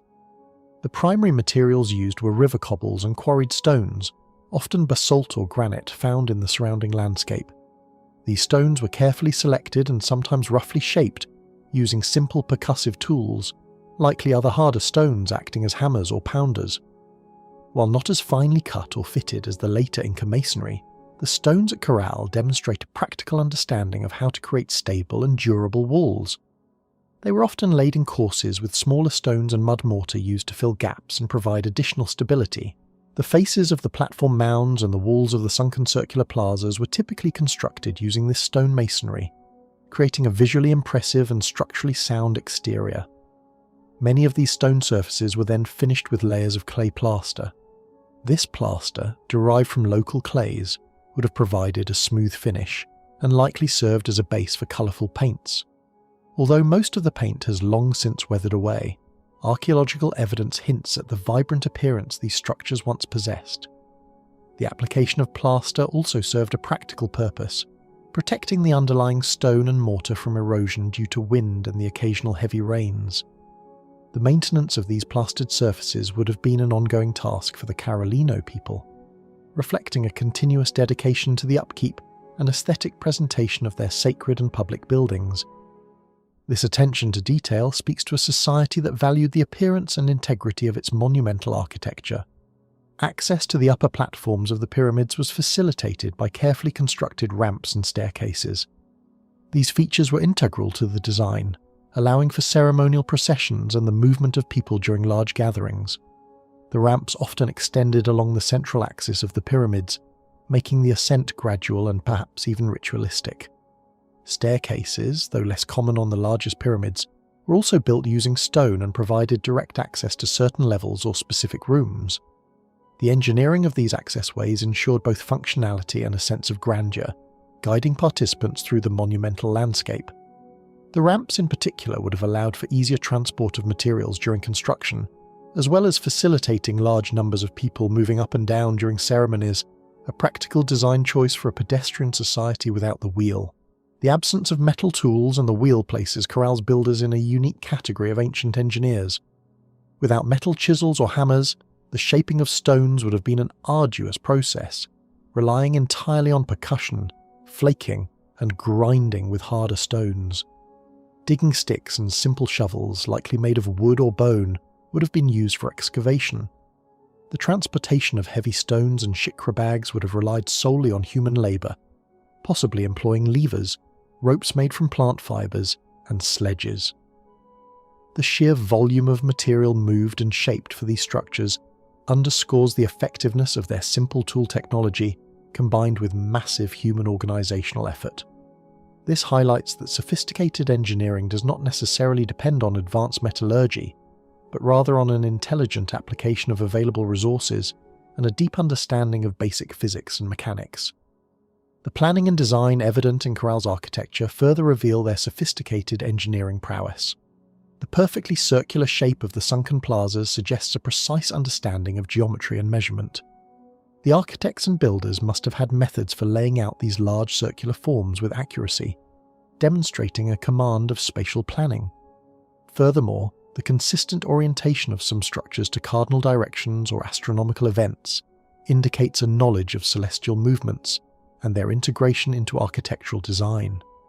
This astronomical alignment would have been crucial for tracking time, seasons, and perhaps for coordinating religious ceremonies linked to agricultural cycles. The integration of cosmological beliefs into their built environment showcases a holistic approach to architecture that went beyond mere construction. The phenomenon of successive building, where older structures were deliberately buried and incorporated into newer, larger ones, points to a long-term architectural vision and a remarkable continuity of construction over centuries. Each layer of a pyramid represents a new phase of construction, a new generation contributing to the ongoing monumental project. This practice suggests not only a pragmatic approach to expansion, but also a possible ritualistic significance, a constant act of renewal and veneration for the past. This continuous investment in monumental architecture over such an extended period speaks to a stable society with a powerful shared ideology that transcended individual lifespans. The communal memory of previous building phases would have informed subsequent designs, showcasing a sustained organizational and architectural tradition. Beyond the monumental structures, the Carolino builders also demonstrated their engineering skills in the realm of water management. While not directly within the urban core, the intricate network of irrigation canals that brought water from the Soup River to the agricultural fields was a critical piece of their overall infrastructure. The design and maintenance of these canals required a detailed understanding of hydrology, slope, and material stability. The successful diversion of river water to cultivate crops in a desert environment was a foundational engineering feat that underpinned the very existence of the urban population. Within the city itself, basic drainage systems would have been necessary to manage runoff during the rare but intense rain events, further highlighting their practical understanding of managing their environment. The labour organisation behind Caral's monumental constructions remains a fascinating aspect of their engineering. Without clear evidence of a coercive military state or a powerful single ruler, archaeologists infer that the mobilisation of thousands of workers for these massive projects was likely achieved through a combination of religious authority, communal obligation, and perhaps a system of reciprocal labour. The act of contributing to the construction of sacred spaces would have been a deeply meaningful and unifying activity for the community, fostering social cohesion and reinforcing the collective identity. This suggests a form of governance where spiritual leadership and shared beliefs played a central role in organising large-scale public works, rather than relying solely on brute force or slavery. The sheer scale of what was achieved through such cooperative effort is truly astounding. Life in ancient Caral, a bustling urban centre thousands of years ago, would have been a vibrant tapestry of daily routines shaped by the demands of subsistence, community, and ritual. While direct accounts from the Carolino people are absent due to the lack of a writing system, archaeological findings provide invaluable glimpses into their domestic arrangements, economic activities, and the rhythms of their daily lives. From the remnants of hearths and discarded tools to the layout of their dwellings and the types of food consumed, researchers piece together a compelling picture of an industrious and well-organised society centred on the Supi River and its resources. The routines of common citizens in Caral would have been deeply intertwined with the agricultural cycles, the bounty of the nearby ocean, and the overarching demands of their ceremonial calendar. The domestic arrangements in Caral suggest a practical and communal approach to living. Residential areas were typically clustered around the smaller ceremonial structures or on the periphery of the main monumental core.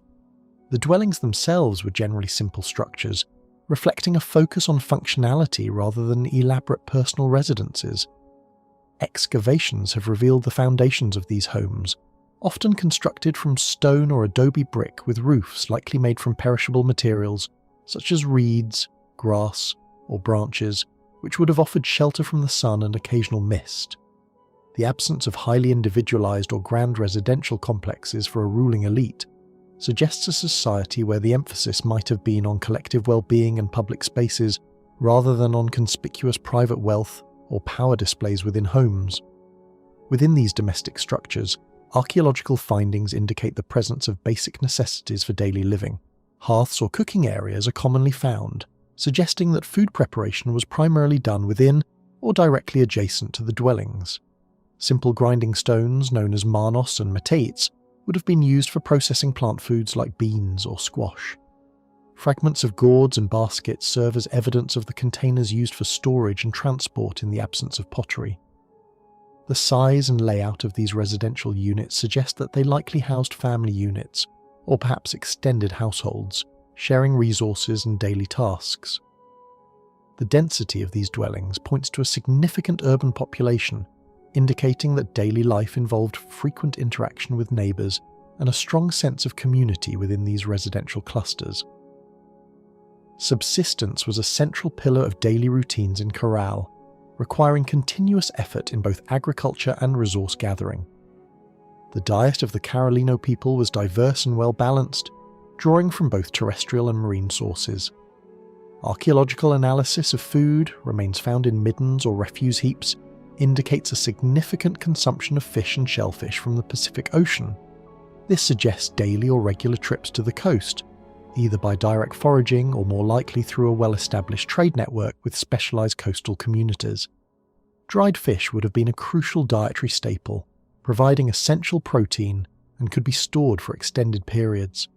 The collection of shellfish would have been a common coastal activity, with women and children likely participating. On the land side, daily life revolved around the cultivation of crops in the irrigated fields of the Super Valley.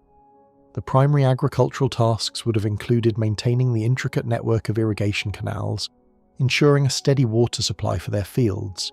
Farmers would have been engaged in planting, tending and harvesting various crops, such as beans, squash and other gourds, which provided vital sustenance. However, a particularly important crop in the daily routine was cotton. Caral was a major producer of cotton, which was not primarily for food but for its fibres. The cultivation of cotton required consistent care from planting to harvesting the fluffy bolls. This agricultural labour was fundamental to their economic system, as cotton textiles were a key trade item exchanged for marine resources and other goods. The rhythm of the agricultural season would have dictated much of the daily and seasonal routines for a large portion of the population. Work and craft activities were integral to the daily lives of Caral's inhabitants. Textile production from cotton was a significant daily industry. Women in particular would have spent considerable time spinning cotton fibres into thread using simple spindle whorls, and then weaving these threads into various forms of textiles. These textiles ranged from simple utilitarian fabrics for clothing and domestic use to more intricate and possibly decorated cloths for ceremonial purposes or trade. The constant demand for cotton for both domestic consumption and external exchange meant that spinning and weaving were ubiquitous daily activities, performed in or around their dwellings. The mastery of textile technology without the use of advanced looms highlights their manual dexterity and dedication to craft. Toolmaking was another essential daily activity. The Carolino people crafted their tools from readily available materials, such as stone, bone and wood, given the absence of metalworking technology. Stone tools included simple flakes, blades, scrapers, and pounding stones used for a variety of tasks, from cutting and preparing food to shaping wood and processing other materials. Bone tools, such as awls and needles, would have been crucial for textile work and basketry. These tools were not just made once, but were constantly maintained, resharpened, or replaced as part of the daily routine, reflecting an ongoing need for functional implements to support their subsistence and craft activities. The sounds of stone being knapped or ground would have been common background noise in the ancient city. a substantial portion of the population's daily routine would have been dedicated to communal labour for monumental construction projects. The constant expansion and remodelling of the massive platform mounds and plazas meant that a significant workforce was regularly involved in quarrying stones, collecting reeds, filling shikra bags, and transporting materials to the construction sites. While these might not have been daily tasks for every single individual, the collective responsibility for contributing to these public works would have been a deeply ingrained aspect of their societal structure. This collective effort would have involved specific days or periods set aside for construction tasks, bringing together large groups of people from different households or neighbourhoods, fostering a sense of shared purpose and identity. The sounds of construction activity, the movement of materials, and the coordinated efforts of labourers would have been a common feature of daily life in Caral. Social interactions were woven into the fabric of daily life. The layout of the city with its public plazas and pathways encouraged interaction and communal gatherings. While specific evidence of markets is scarce, the exchange of goods, whether through formal markets or informal bartering, would have been a daily occurrence, particularly for those involved in trade with coastal communities or other inland settlements. Children would have learned their roles within the community through observation and participation in daily tasks, helping their parents in fields, fishing, or crafting activities. The public spaces would have served as venues for informal social interaction, storytelling, and the transmission of cultural knowledge from elders to younger generations. The constant presence of many people living in close proximity would have necessitated a high degree of cooperation and social etiquette. While the archaeological record does not provide explicit details about health and hygiene, some inferences can be made. Access to fresh water from the Soup River was fundamental for drinking, cooking, and basic sanitation. The absence of sophisticated sewage systems suggests that waste disposal would have involved simpler methods, perhaps designated dumping areas outside the immediate living spaces. Skeletal remains found at other contemporary sites in the region can sometimes offer insights into the general health, nutritional status, and common ailments of ancient populations, allowing for a broader understanding of physical well-being. The generally healthy diet provided by their diverse resources likely contributed to a resilient population. Leisure and cultural activities also formed part of the daily routine, though less tangible in the archaeological record. The discovery of flutes made from bird bones is a strong indicator of the importance of music in Carolino society. Music would have been integral to their ceremonies and likely played a role in daily entertainment and social gatherings. While no direct evidence of games or recreational activities exists, it is reasonable to assume that, like all human societies, the people of Caral engaged in various forms of leisure. Figurines, some depicting human forms, may have been used in domestic rituals or served as toys, further suggesting a blend of the sacred and the mundane in daily life. Storytelling, singing, and dancing would have been common ways to pass time and reinforce cultural narratives. The role of religion and ritual was deeply integrated into the daily routines of the Carolino people. The monumental pyramids and sunken circular plazas were not just distant ceremonial centres, they were integral parts of the urban landscape, constantly visible and likely visited regularly. Daily or seasonal rituals, offerings and prayers would have punctuated the rhythm of life, connecting individuals and families to their shared spiritual beliefs. The agricultural calendar and the abundance of marine resources were likely tied to specific rituals and ceremonies, influencing planting seasons, fishing expeditions, and harvest celebrations. Even within domestic settings, personal altars or symbolic objects may have facilitated individual or family rituals, weaving the spiritual into every aspect of their existence. The organisation of human society in ancient Caral reveals a complex social fabric characterised by a distinct hierarchy and specialised roles, a testament to its status as one of the world's earliest urban civilizations. Despite the absence of written records to explicitly define their social structure, archaeologists infer the nuances of power, labour, and community from the material remnants left behind. Unlike societies built on conquest or a dominant military class, Caral appears to have maintained its cohesion and achieved its monumental feats through different means, possibly rooted in religious authority and a shared collective vision. This exploration of Caral's social fabric delves into the evidence for stratification, the division of labour, and the mechanisms through which power was exercised in this ancient Andean city. Evidence of social stratification in Caral emerges primarily from differences in architectural scale and the distribution of domestic spaces. The city is not a uniform collection of dwellings, but rather exhibits a clear distinction between grand ceremonial complexes and more modest residential areas. The monumental pyramids and associated plazas were clearly public spaces, but their construction and maintenance would have required immense organisation, suggesting an elite group capable of commanding resources and labour. While specific elite residences are not as overtly luxurious as those found in later civilizations, there is a discernible pattern. Dwellings found closer to the major pyramids, or within more prominent sections of the city, may have belonged to individuals or families of higher status. These residences might have been slightly larger, or built with more refined materials, reflecting their occupants' elevated position within the social hierarchy. The mere proximity to the sacred and administrative core would have conferred prestige. Further indications of social differences can be gleaned from burial practices, though these are not as elaborate as in other contemporary civilizations like Egypt. While Caral lacks the grand tombs of pharaohs or kings, some burials discovered within the site show slight variations in accompanying grave goods or location. These subtle distinctions suggest that certain individuals held more prominence or enjoyed a higher status than others during their lives. For instance, some burials might include more offerings of finely woven textiles or symbolic artifacts, hinting at their importance.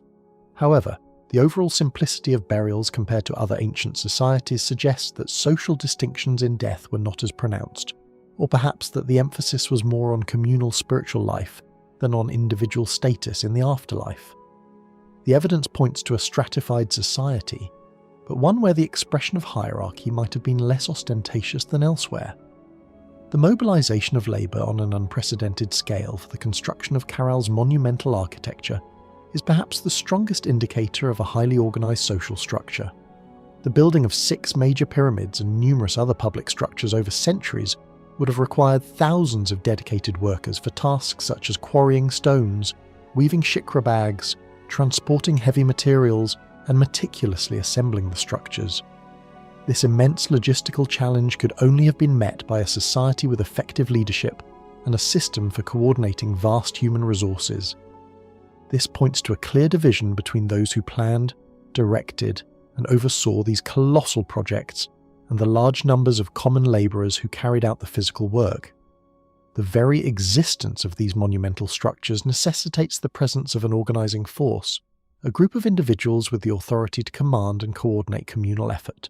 The nature of this authority in Caral appears to have been predominantly religious or ideological, rather than overtly coercive or militaristic. There is a striking absence of evidence for defensive fortifications, widespread weaponry, or extensive depictions of warfare in Caral. This contrasts sharply with many early states in Mesopotamia or Mesoamerica, where militarism and the role of a warrior class were often central to the consolidation of power. In Caral, the leadership likely derived its power and legitimacy from its connection to the sacred sphere, its ability to mediate with the divine, and to organize the elaborate ceremonies that were central to societal cohesion. The monumental pyramids were not fortresses but sacred spaces designed for communal ritual and public display of shared beliefs. This suggests a theocratic structure, where religious leaders or a priestly class held significant influence, guiding the community through spiritual authority and organizing collective labor for sacred purposes. The social fabric of Caral was also shaped by a clear division of labor and economic specialization. While basic subsistence activities like farming and fishing would have involved a broad segment of the population, there were distinct specialized roles. Farmers cultivated crops in the irrigated fields of the Soup Valley, producing staples like beans, squash, and, crucially, cotton. This agricultural labour force was the backbone of the society, providing food and raw materials. Alongside them were fishing communities, likely located closer to the coast, who specialised in harvesting the abundant marine resources. These two distinct groups, agriculturalists and fishers, formed an interdependent economic network, exchanging their specialised products. Cotton textiles produced inland were traded for dried fish and other marine goods from the coast, creating a symbiotic relationship that sustained the entire Carolino civilization. Beyond food production, various craft specialists contributed to the social and economic life of Caral. Skilled weavers, likely predominantly women, transformed raw cotton into diverse textiles used for clothing, containers, and trade. These textiles varied in quality, from utilitarian fabrics to finely woven goods, indicating different levels of skill and perhaps status among producers. Other craftspeople would have specialized in making tools from stone, bone, and wood, producing the implements necessary for daily life, agriculture, and construction. Basket makers used reeds and other plant fibers to create essential containers. There would also have been specialists involved in the construction process itself, such as those who knew how to quarry and shape stones, or those who mastered the shikra bag technique. The presence of these specialized roles indicates a complex economy and a social organization that could support and integrate diverse occupations. The social structure likely included individuals or groups responsible for managing the intricate irrigation systems. The maintenance and expansion of canals required not just physical labor, but also a deep understanding of hydraulic engineering and meticulous planning. Those who directed these efforts would have held significant influence, as access to water was paramount for agricultural survival in the desert environment.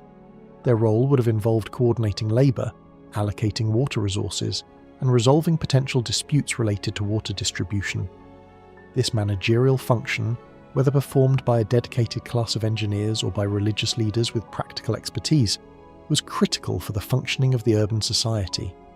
The organization of trade networks also points to a specialized group responsible for facilitating exchange between inland agricultural communities and coastal fishing settlements, and perhaps even with more distant regions for exotic goods like spondylus shells. Traders or intermediaries would have managed the logistics of transporting goods, negotiating exchanges, and maintaining relationships with various communities. This economic role would have given them a unique position within the social fabric, potentially accumulating wealth or prestige through their connections and access to diverse resources. The presence of these trade specialists further illustrates the intricate and interdependent nature of Caral's economy and society.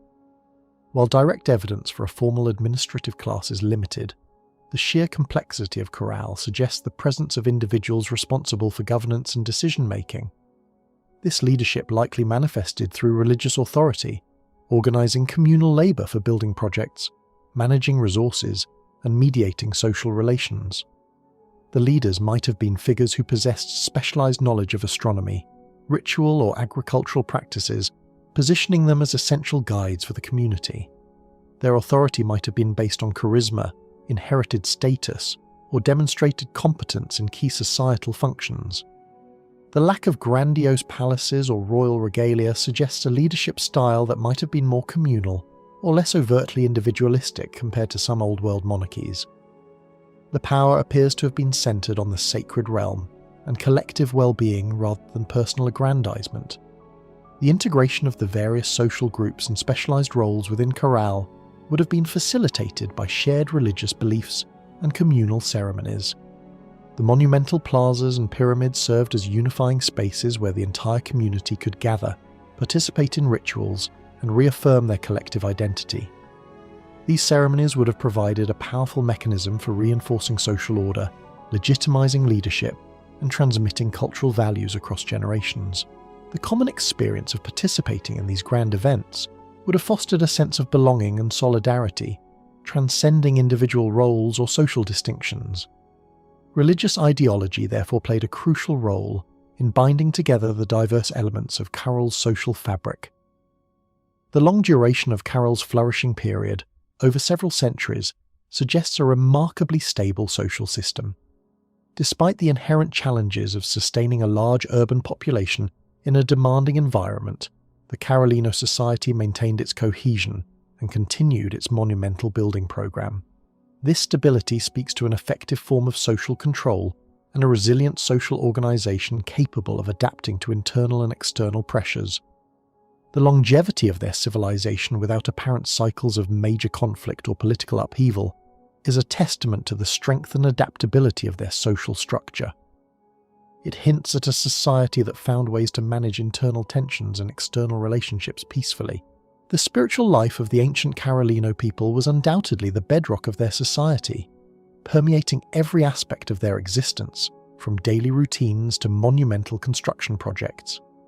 While the absence of written records means we cannot fully decipher their complex belief systems, archaeological findings provide compelling evidence of a rich and deeply ingrained spiritual understanding.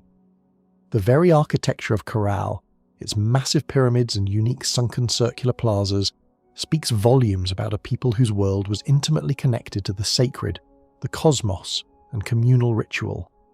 Their spiritual practices were not merely an adjunct to life, they were central to their social cohesion, their economic organization, and their very identity. The most tangible manifestations of Caral's spiritual life are its monumental architectural complexes. The 6 major platform mounds or pyramids were not just feats of engineering, they were sacred mountains crafted by human hands, embodying their religious aspirations. These pyramids, with their tiered levels and ramps leading to flat summits, were likely stages for elaborate public ceremonies and rituals.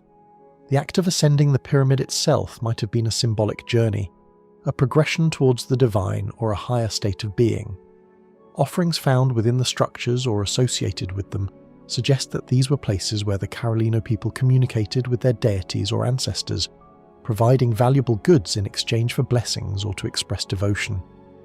The sheer scale of these buildings reflects the immense spiritual investment of the entire community, indicating a shared belief system that transcended individual households. Perhaps the most enigmatic and spiritually significant architectural features are the sunken circular plazas. These perfectly circular depressions, almost always located at the base or in front of the major pyramids, served as ritual arenas. Their enclosed nature suggests a sacred space set apart from the mundane activities of the city, where the community could gather for ceremonies. The precise geometry of these circles might have held cosmological significance, perhaps representing the cyclical nature of time, the sun, or the cosmos itself. The act of entering these plazas from the associated pyramids would have marked a transition into a sacred dimension where communal rituals took place. These plazas were likely where large numbers of people witnessed or participated in important religious festivals, reinforcing collective identity and shared spiritual beliefs. The echo of chanting or music within these enclosed spaces would have amplified the sensory experience of their rituals.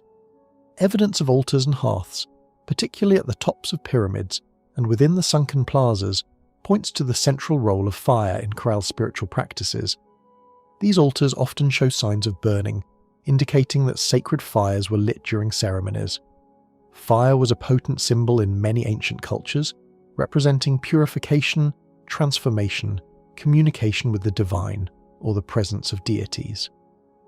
The burning of offerings on these altars could have included plant materials, animal sacrifices, or other valuable goods intended to appease or honor spiritual entities.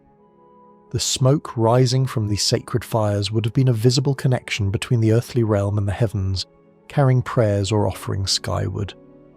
Communal feasting rituals associated with these fires are also probable, creating shared experiences that strengthened social bonds and reinforced spiritual commitments. The discovery of musical instruments, particularly flutes made from condor and pelican bones, provides a unique insight into the auditory dimension of Caral's spiritual life. These flutes were found in association with ceremonial contexts, suggesting that music played a crucial role in their rituals. Music could have been used to induce trance states, to accompany dances, to invoke deities, or to create a sacred atmosphere during ceremonies. The specific types of bones used for the flutes, condors are birds associated with the high Andes and pelicans with the coast, might also carry symbolic meaning, connecting the diverse geographical elements of their world within their spiritual soundscape. The rhythmic sounds of these flutes, echoing across the plazas, would have been a powerful sensory component of their communal spiritual experiences. The presence of multiple flutes suggests ensemble playing, which would have added to the immersive nature of their rituals. While explicit representations of deities are scarce at Caral, the spiritual beliefs likely involved veneration of natural elements and forces. In many Andean cultures, mountains, rivers, and the ocean were seen as powerful sentient beings or homes of spirits. Given Caral's reliance on the Soup River for agriculture and the Pacific Ocean for marine resources, it is highly probable that these natural elements held immense spiritual significance for the Carolino people. Rituals might have been performed to ensure the river's continued flow, the abundance of fish, or to appease the forces that controlled weather and agricultural cycles. The celestial bodies, the sun, moon, and stars, would also have been objects of reverence given their practical importance for calendrical purposes and their universal spiritual resonance in ancient cultures. The precise orientation of some structures to astronomical events further supports this deep connection to the cosmos. Ancestor worship or veneration may also have played a role in Caral's spiritual life. While burials are relatively simple, the continuous practice of rebuilding and enlarging the pyramids, often encapsulating older structures, suggests a respect for the past and a connection to previous generations. The act of burying previous architectural layers might have been a way to honour the labour and spirits of those who came before, integrating them into the ongoing life of the community. This practice could have reflected a belief in a continuous lineage of spiritual authority or a shared communal memory that bound the living to their predecessors. The enduring nature of their monumental construction could have been a physical manifestation of their commitment to ancestral traditions. Small figurines, often made of unfired clay, have been found at Caral. These figurines sometimes depict human forms and may have served as ritual offerings or objects used in domestic or public ceremonies. While their exact meaning remains open to interpretation, they likely played a role in personal or communal spiritual practices, perhaps representing ancestors, deities, or individuals participating in rituals. Their placement in specific context suggests a deliberate ritual function, underscoring the personal and collective engagement with their spiritual world. These figurines offer a rare glimpse into the more intimate aspects of their religious expression. The spiritual life of Caral appears to have been intrinsically linked to the fertility of the land and the abundance of its resources. Rituals would have been performed to ensure successful harvests, good fishing seasons, and the overall prosperity of the community. The careful management of water through irrigation systems was not just a practical endeavour, but likely also a spiritually significant one, involving offerings or ceremonies to ensure the benevolence of the water spirits. The intertwined nature of their subsistence strategies with their spiritual practices highlights a holistic worldview where the natural world was not separate from the sacred but infused with spiritual meaning. The well-being of the community was directly tied to their ability to maintain harmony with the spiritual forces that governed their environment. The organisation of ritual life would have required a specialised group of individuals who understood the spiritual cosmology, conducted ceremonies, and mediated between the human and divine realms. These religious leaders or priests would have held significant influence within Caral's social structure, possibly deriving their authority from their perceived connection to the spiritual world, their knowledge of sacred rituals, and their ability to interpret signs from the cosmos. Their role would have been crucial in maintaining social cohesion, organising communal labour for monumental projects, and guiding the community through the rhythms of their spiritual calendar. The complexity of the rituals inferred from the architecture suggests a sophisticated priestly class or lineage. The communal nature of Caral's spirituality is a defining characteristic. The grand scale of the plazas and pyramids indicates that their most important religious activities were performed in public settings, involving a large portion of the population. This contrasts with some other ancient societies where ritual was primarily confined to elite groups or hidden temples. In Caral, the shared experience of participating in ceremonies within these monumental spaces would have reinforced communal identity, strengthened social bonds, and solidified a collective understanding of their world. The spiritual life was not just about individual salvation. It was about the well-being and cohesion of the entire community. The enduring impact of Caral's spiritual traditions can be seen in later Andean cultures.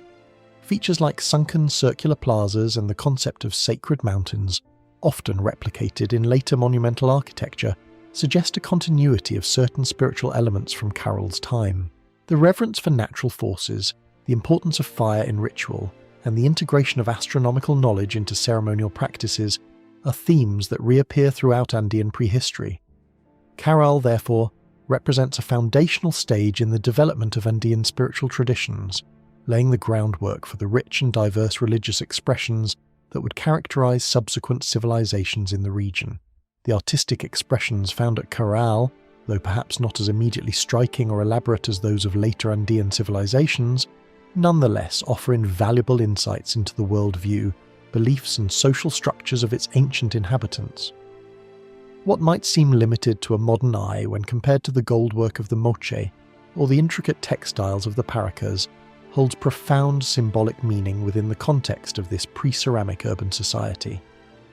The art of Caral was not merely decorative, it was functional, deeply integrated into their spiritual life and communal practices, serving to communicate values, reinforce identity, and connect the human realm with the divine and the natural world.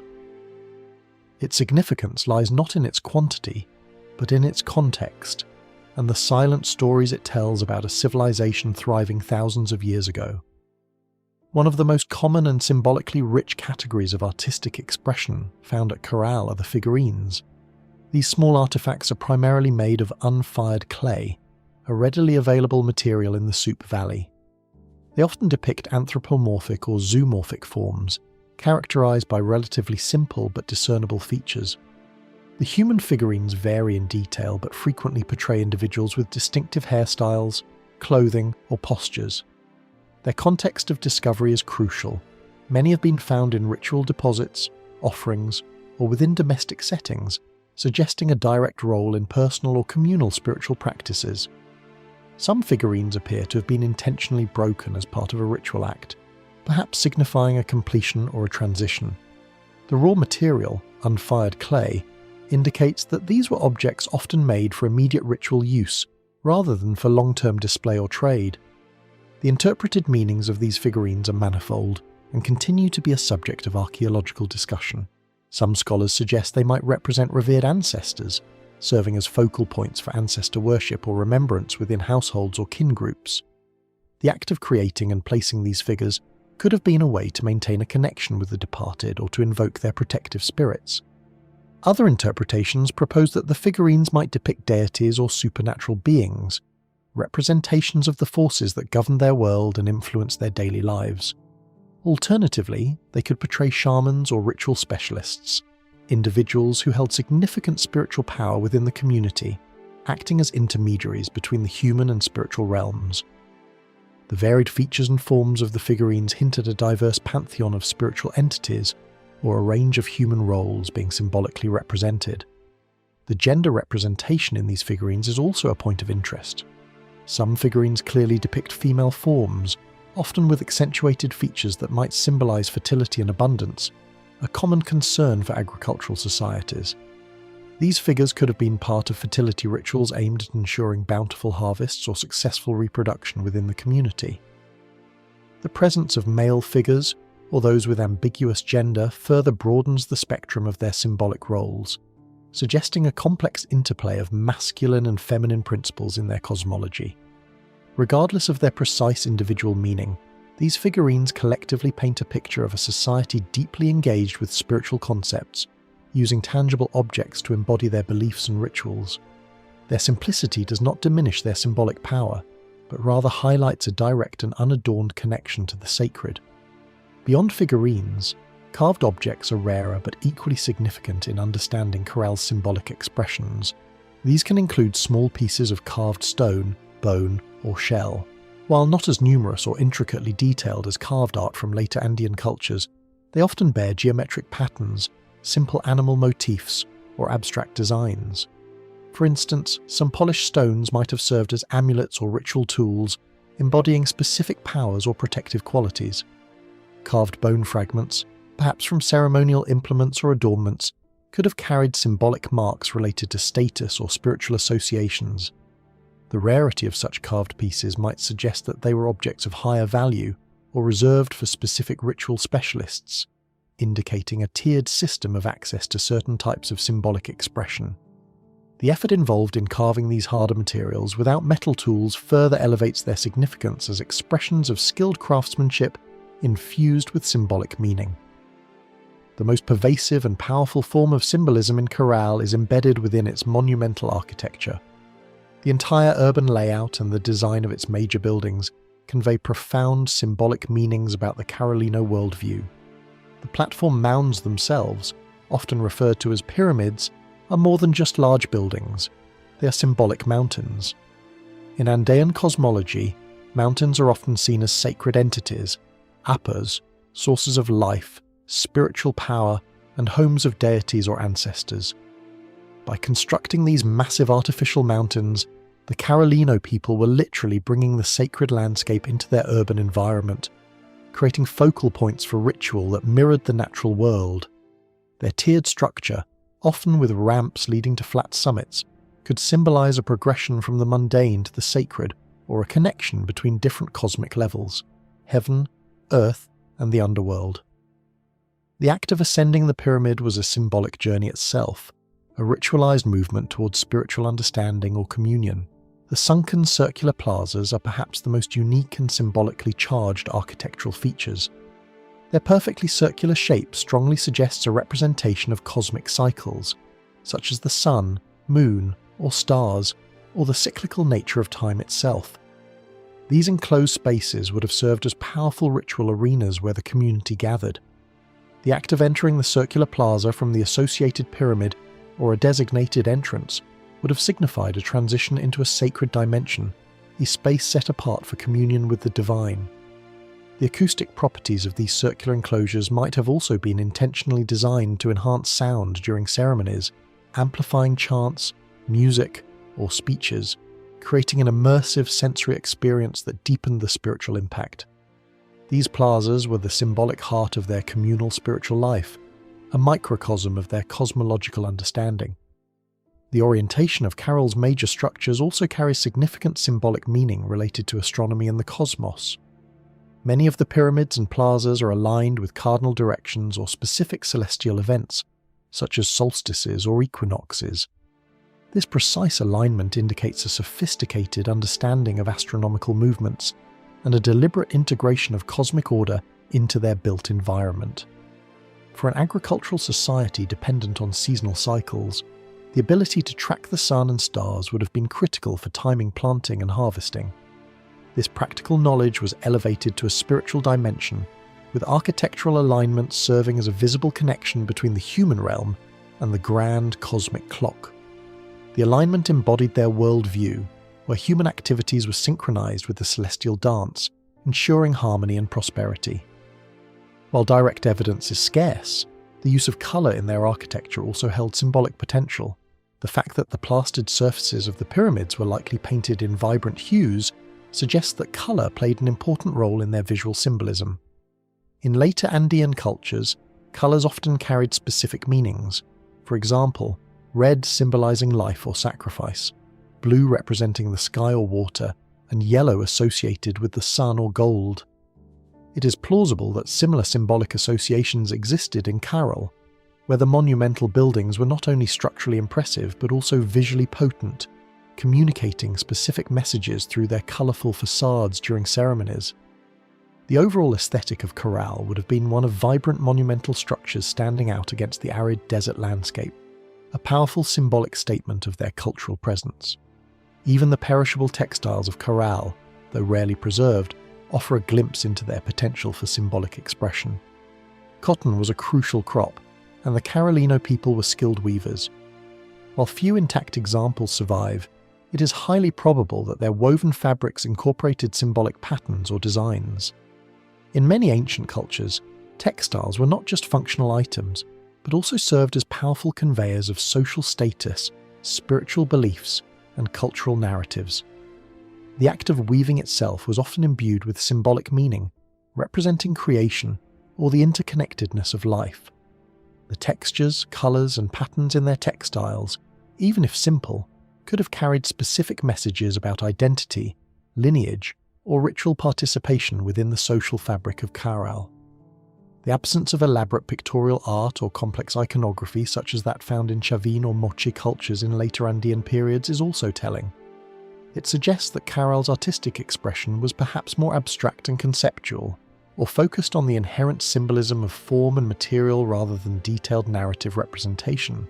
This might reflect an earlier stage of artistic development, a different aesthetic preference, or simply a reliance on perishable materials for more complex designs. It also reinforces the idea that their communication of symbolic meaning was deeply tied to their monumental architecture and communal rituals, where the overall experience and direct interaction with the sacred spaces were paramount, rather than detailed visual narratives on artifacts. Their art was integrated and functional rather than primarily aesthetic.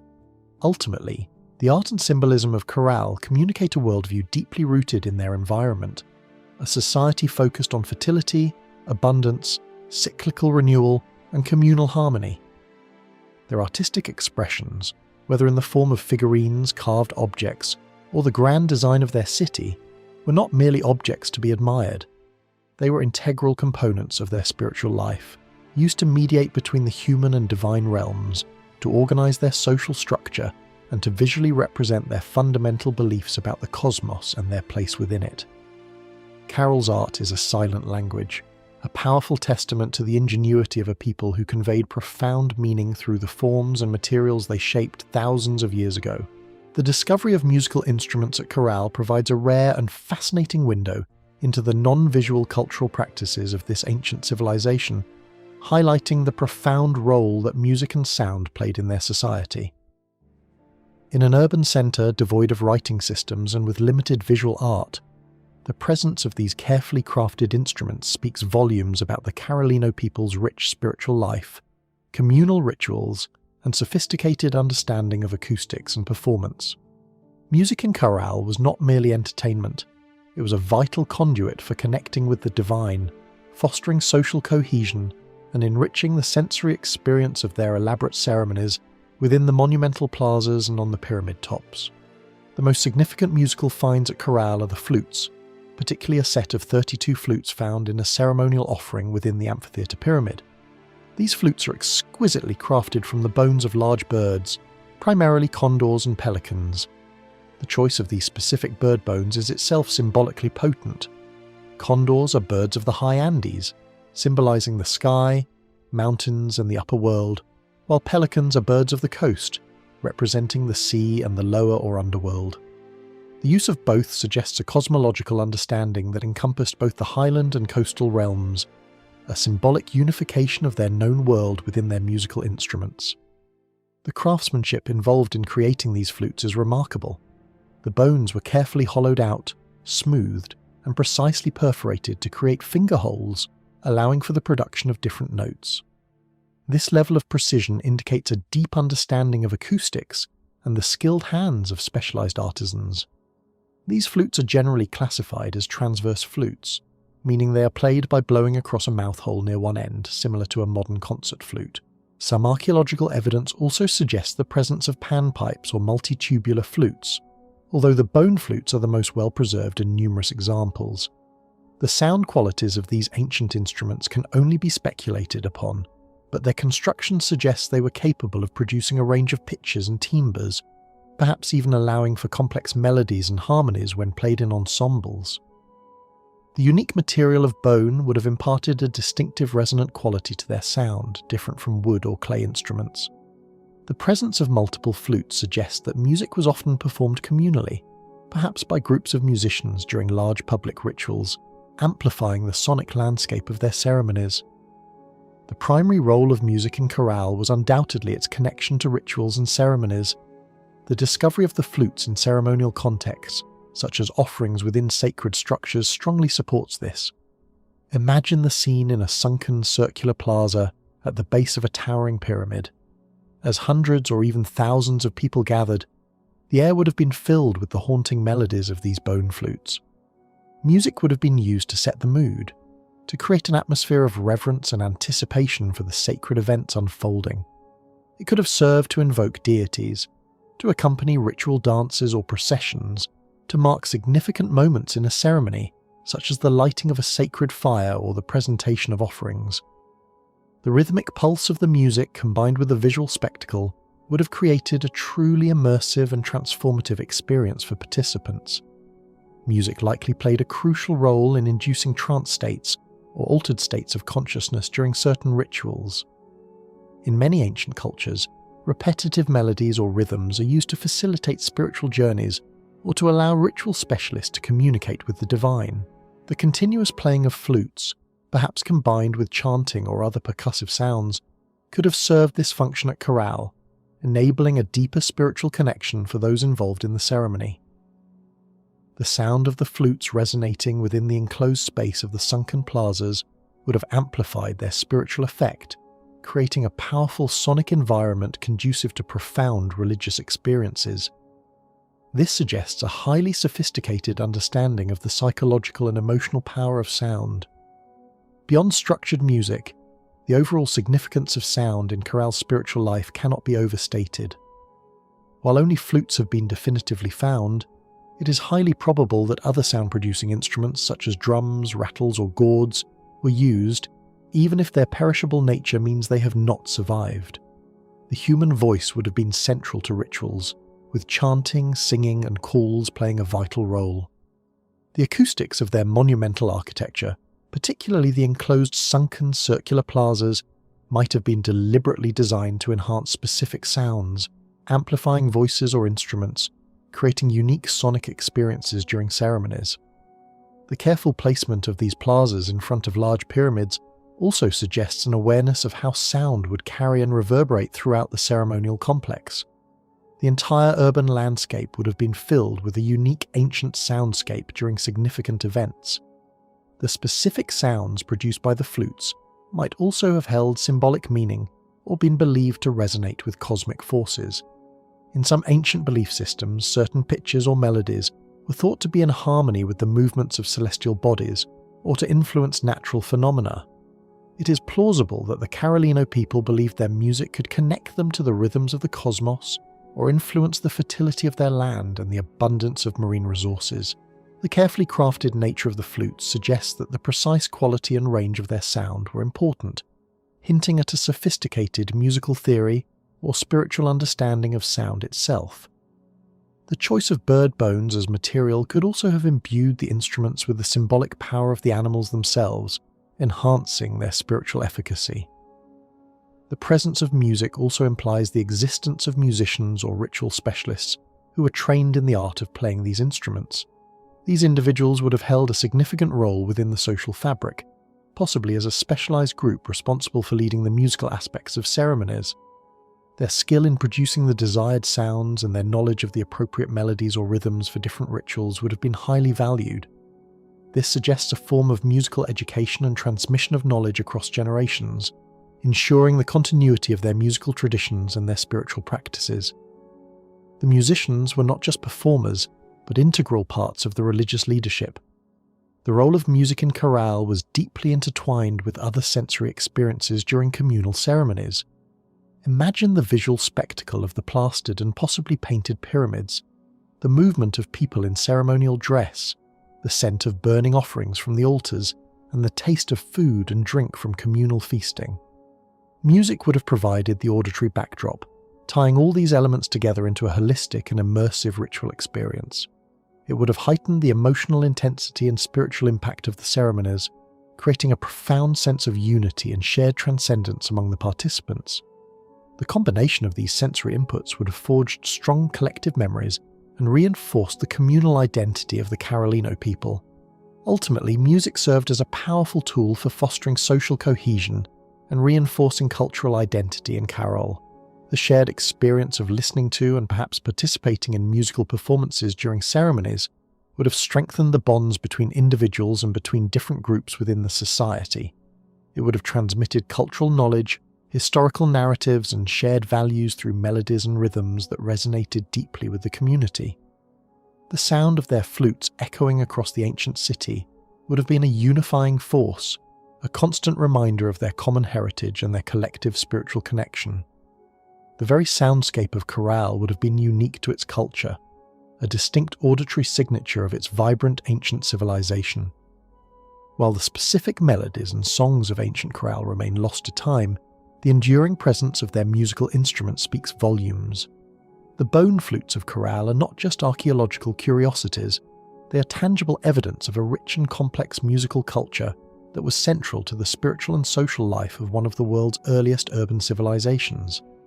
They remind us that human connection to music is ancient and universal, serving as a profound means of expression, communication, and communion for thousands of years. The music of Caral, though silent now, once filled the air with sounds that shaped lives, rituals, and the very identity of a forgotten people. The ancient city of Caral, thriving thousands of years ago in the arid Soup Valley of Peru, provides compelling evidence of sophisticated economic activities that extended far beyond its immediate agricultural hinterland. At the heart of Caral's enduring success and its rise as a major urban centre was a robust and extensive network of trade and exchange. This economic system was crucial for acquiring resources not locally available, for fostering specialisation of labour, and for integrating diverse communities into a coherent social and economic sphere. The very existence of a large population in a relatively challenging desert environment necessitated a well-organised system of resource acquisition and distribution, a role expertly fulfilled by its dynamic trade networks. These networks reveal a civilization deeply interconnected with its wider geographical context, demonstrating foresight and organisational capacity rarely seen at such an early date. The primary commodity driving Caral's trade was cotton. While many early civilizations relied on grains as their staple crop and main economic driver, Caral's agrarian base was uniquely centred on cotton cultivation. The dry climate of the Soup Valley, combined with an intricate irrigation system, provided ideal conditions for growing this fibre crop in abundance. Cotton was not primarily a food source for the Carolino people, although cotton seeds can be consumed and are nutritious. Instead, its value lay in its versatile fibres. These fibres were spun into thread and meticulously woven into textiles that served numerous purposes. They were used for clothing, for various forms of bags, including the innovative shikra bags essential for monumental construction, and crucially, for the production of fishing nets. The quality and quantity of cotton textiles produced by Caral were evidently high enough to make it a highly desirable export commodity, a form of valuable currency in their ancient exchange system. In exchange for their abundant cotton and cotton textiles, Caral's inhabitants acquired vital resources, particularly marine products from the Pacific coast. The Soup Valley, though relatively close to the ocean, approximately 23 kilometres inland, was not a direct coastal settlement. Yet, archaeological excavations at Caral consistently reveal large quantities of fish bones, mollusk shells, and other marine remains. This evidence clearly indicates that marine protein was a significant, if not dominant, component of the Carolino diet. The cold, nutrient-rich Humboldt Current offshore creates one of the most productive marine ecosystems in the world, teeming with anchovies, sardines, and other fish.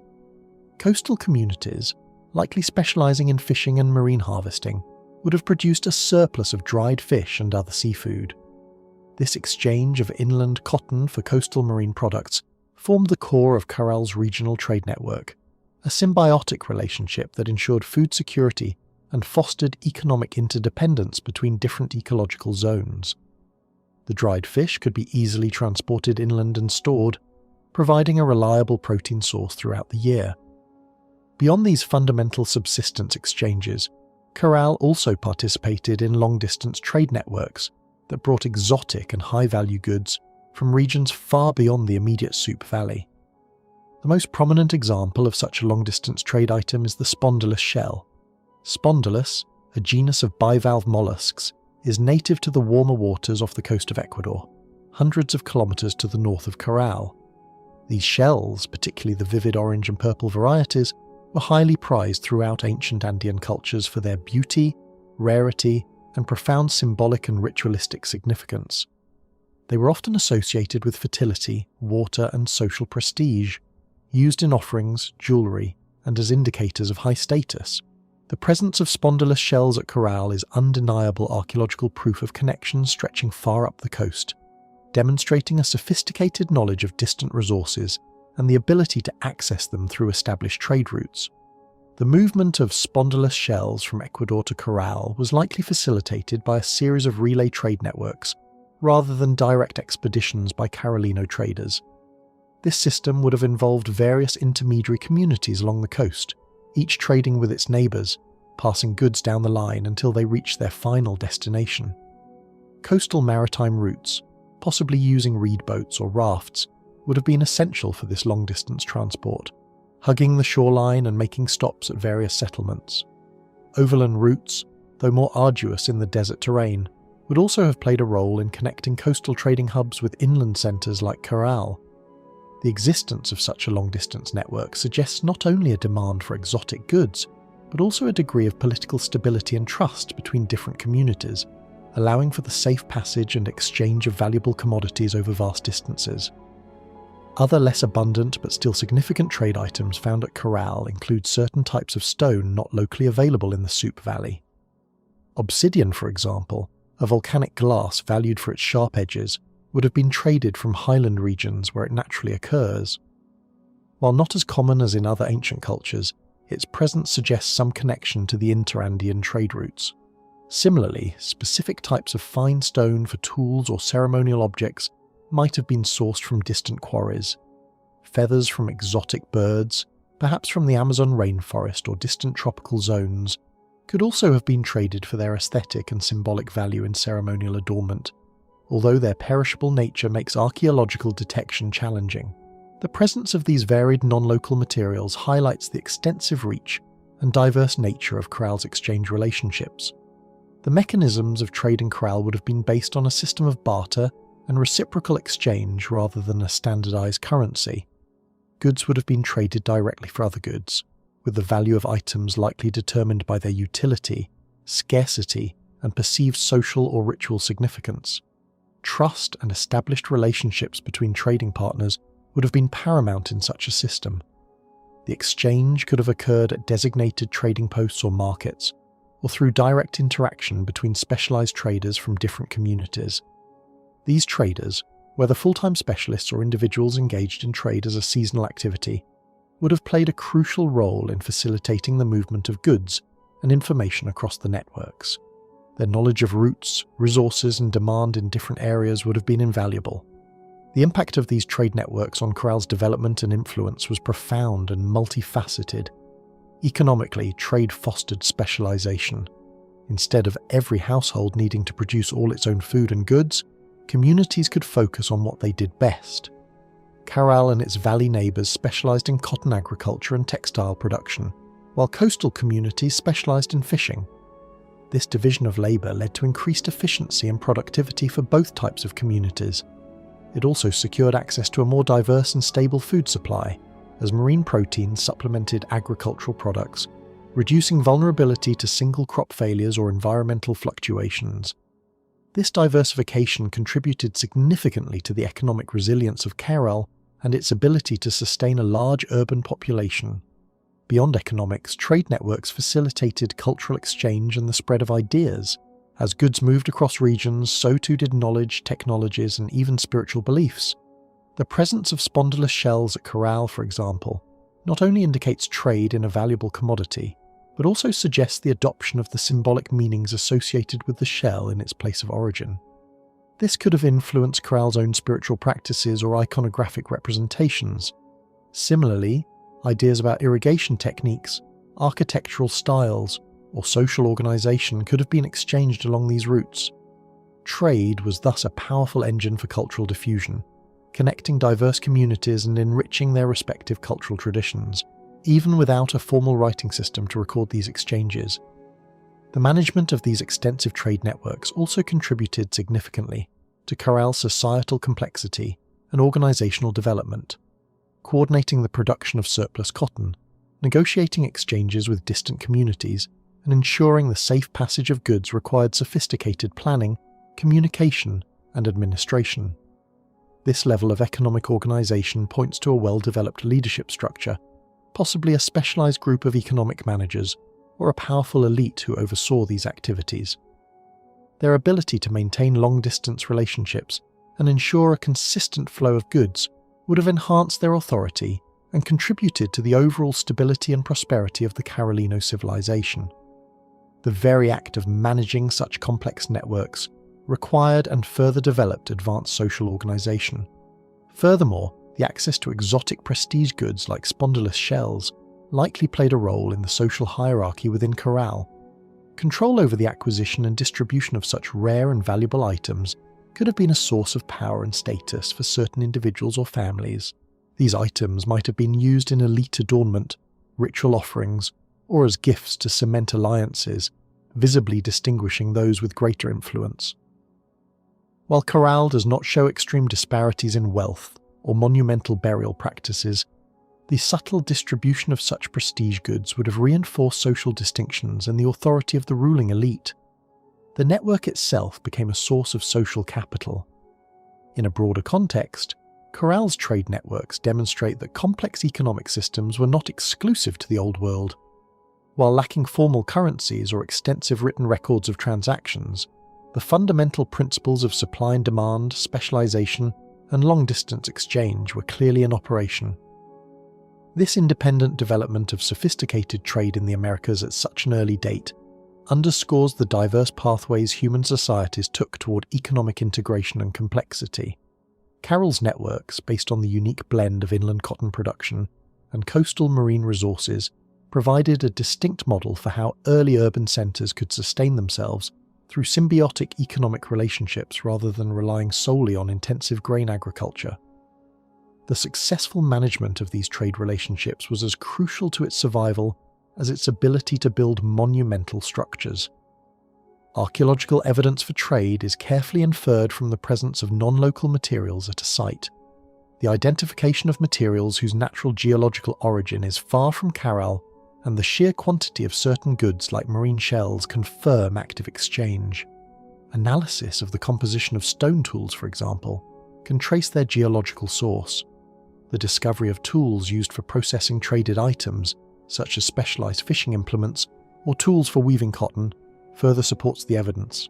Through meticulous excavation and scientific analysis, archaeologists reconstruct the invisible lines of exchange that connected Caral to its neighbors and to distant lands, revealing a dynamic economy that was fundamental to its enduring legacy. The very existence of Caral, a sprawling urban center supporting thousands of people in an arid coastal desert, was fundamentally predicated upon highly sophisticated and meticulously organized agricultural practices. Without a reliable and abundant food supply, the development and sustained growth of such a large, complex settlement would have been impossible. The Soup Valley, while blessed with the life-giving Super River, presented significant environmental challenges, primarily a lack of rainfall. This necessitated the development of advanced irrigation techniques, making Caral an early pioneer in large-scale water management and demonstrating a profound understanding of agronomy and engineering in a challenging environment. Agriculture was not merely a subsistence activity. It was the backbone of Caral's economy and the foundation upon which its social and political complexity was built. The range of crops cultivated by the Carolino people was diverse and strategically chosen to meet both their dietary needs and their economic ambitions. While they did not rely on large-scale grain agriculture like wheat or barley, common in Old World civilizations, they successfully cultivated a variety of plants crucial for their survival and trade. One of the most important staple food crops was beans, providing essential protein and carbohydrates to their diet. Squash was another significant food source, offering nutritional variety. These plants would have been grown in the fertile alluvial soils along the riverbanks, carefully tended by the farming population. The consistent availability of these crops through systematic cultivation ensured a stable food base for the growing urban populace. However, the most economically significant crop grown at Caral was cotton. Unlike food crops, cotton was primarily cultivated for its fibers, which were then processed into textiles. The dry, warm climate of the Soup Valley, combined with controlled irrigation, provided ideal conditions for cotton cultivation. The intensive production of cotton was not just for domestic use for clothing or household items, it was a key commodity for trade.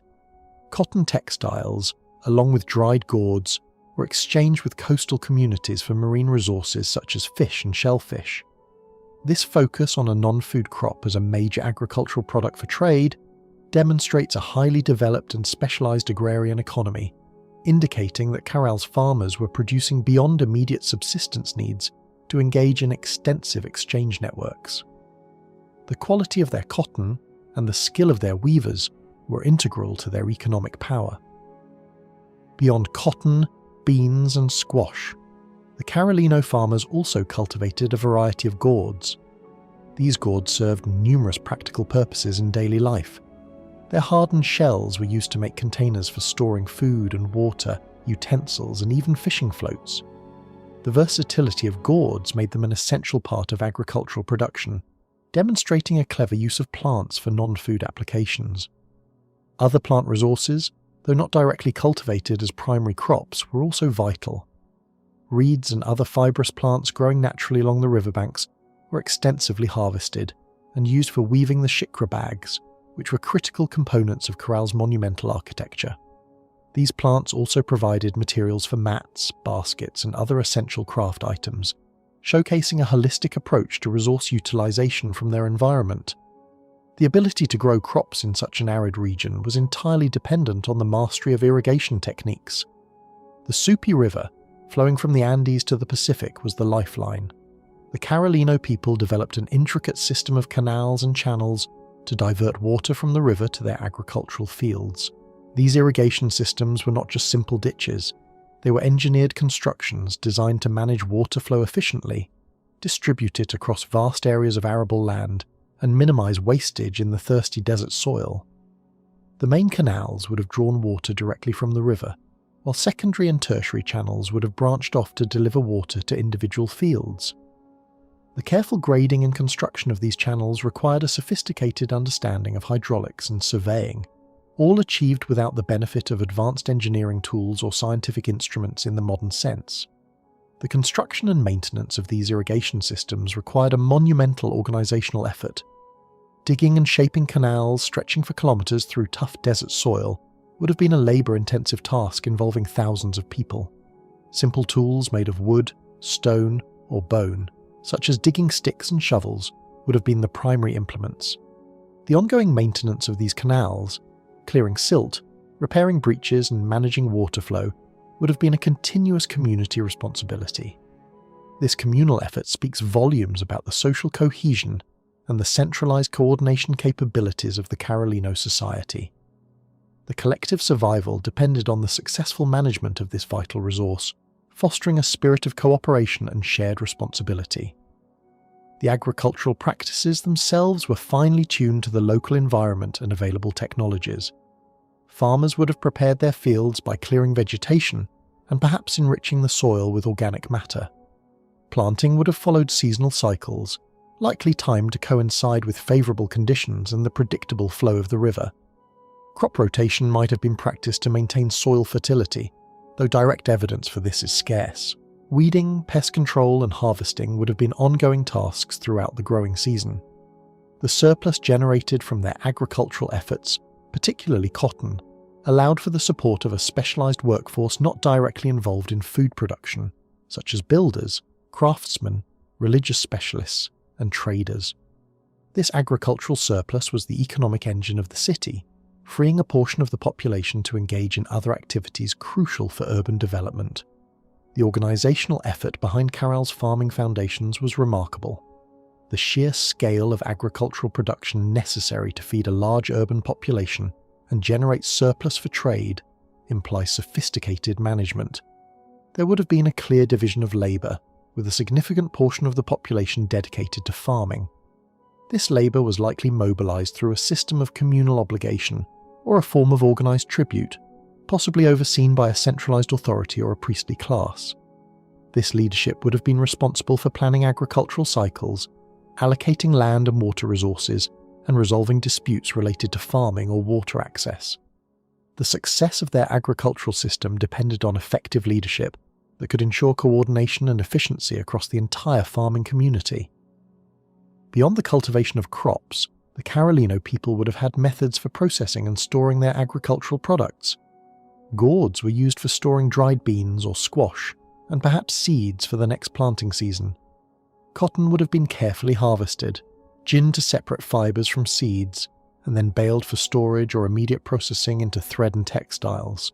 The efficient storage of surplus food was crucial for ensuring year-round sustenance and providing a buffer against periods of scarcity, such as those caused by natural environmental fluctuations like El Niño events that could disrupt both agricultural and marine resources. This long-term planning for food security was a hallmark of their advanced agricultural organisation. The agricultural calendar would have dictated many aspects of daily life and even ritual practice in Caral. Planting seasons, growth periods, and harvests would have been marked by specific ceremonies and festivals, integrating their spiritual beliefs with the rhythms of their agrarian existence. Rituals might have been performed to ensure the fertility of the land, the health of their crops, and the continued flow of the Super River. The religious leadership would have played a key role in mediating these rituals, connecting the success of their agricultural endeavours to the benevolence of divine forces. The communal act of farming thus became not just a practical necessity, but a deeply embedded part of their cultural and spiritual identity. The resilience of Caral's agricultural system was tested by the challenging environment.